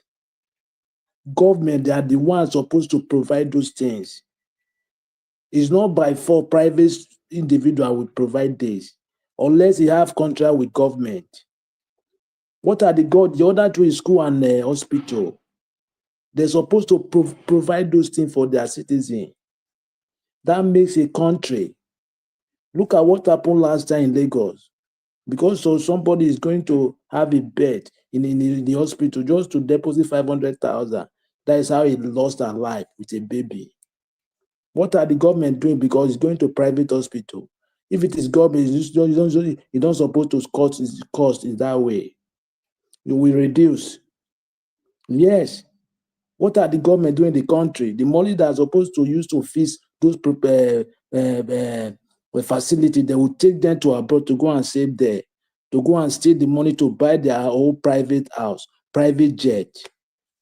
We have a long way to go. Let's say the truth. Thank you very much, Mr. Evis. I beg, Mr. Evis. All right, thank you. I beg. Adu Malik, sure you live in Italy like just the way I live in Italy? Live in Italy. You are in Italy? No, I'm not living in Italy. No. Okay, the country you live in, whether France or Germany or whatever, is in the president or the state region that create the light, or you are using one of the agent lights there? You are talking about private sector. It's government that they've gives the already light, privatized Nigerian lights long time. It not work. Odua, you are talking about private sector. They've done it now. It's not working. So what are you talking about again? Okay, all right. We don't have time for that. Thank you. Now God bless you now. Black Panther, final for you. Thank you. Thank you, my brother. You see, when we started this struggle, I came with a word that we don't have a constitution. People shouted. I went further to say we don't have a country. People wanted to eat me raw. I went further. I'm going further now that this republic has ended. People are still wondering what I meant by it. I need people to go and research and know about their country very well and know what is going to happen next. Now you have a transactional government. It's going to dish out your mineral resources and sell it. This is now what outright sales is going to happen. I wonder if anyone has seen. Look, this thing I'm talking is mind-boggling. Where they ship our red soil, the biggest ship in China came. They ship tons of the red soil to China. And now the question is, what are they using it for? Is our government involved? Have they sold it out? These are the fundamental questions we should be talking about. And I will go further to tell everyone that we should go and research. I want every one of us to go and look how the Congo Republic sold their country without no humility, without nothing. The man just sold it out. Every mineral resources, he sold it out. Everything. Because of he wants to stay in power. That's all. And we are going to experience it. And please, let nobody tell me that, when it starts happening, let nobody say it. And remember this, I want to put it in the back of your mind. The CIA said Nigeria will break. So put it in the back of your mind and watch the trend as it's coming. Nigeria wash. It is a big problem. Nigeria is in a big mess, and we are going to witness where they will sell the country. Transactional one.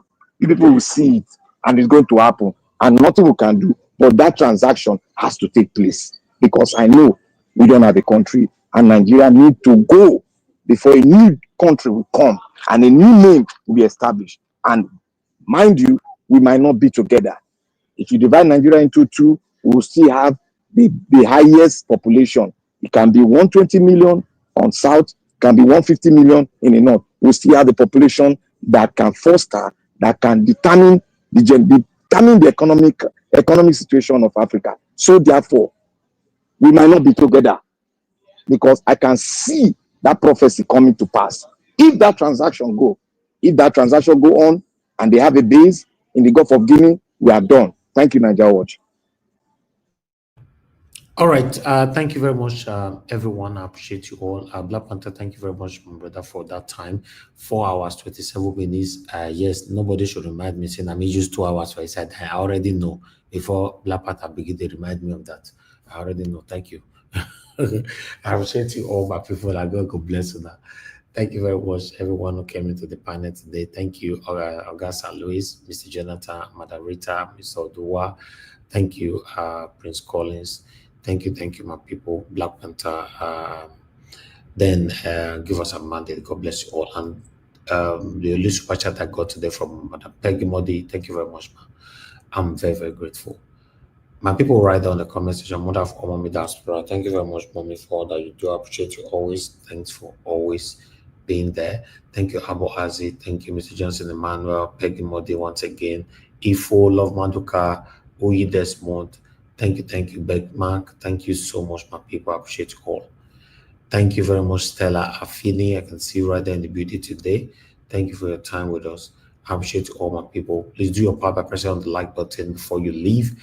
And endeavor to join us again tomorrow, fingers crossed, 7 p.m. Nigerian time. Let's continue to talk about what is affecting us. Remember that we post that link of short videos sometimes or most times.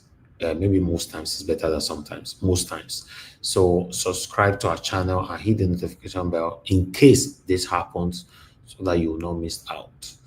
I appreciate every one of you, my people. Like I said, we've come to the end of the broadcast. I'll see you guys tomorrow. Take care. Good night. Bye for now. Ọba tí gbẹ́kún aládùúrà mo ti dé. Ọba tí gbẹ́kún aládùúrà mo ti dé o. Bọ́lọ̀ mi rò, bẹ́jà mi jà o, má jẹ́ gbàgbà tí àdúrà o. Bọ́lọ̀ mi rò,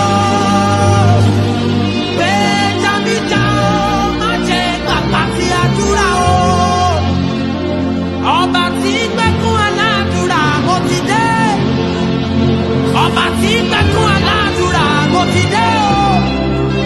Bọ́lọ̀ mi rò, bẹ́jà mi jà o, má jẹ́ gbàgbà tí àdúrà o. Bọ́lọ̀ mi rò, bẹ́jà mi jà o, má jẹ́ gbàgbà tí àdúrà o. Ẹ sọ òwe o, orí ọ̀nà yàrá Jésù o.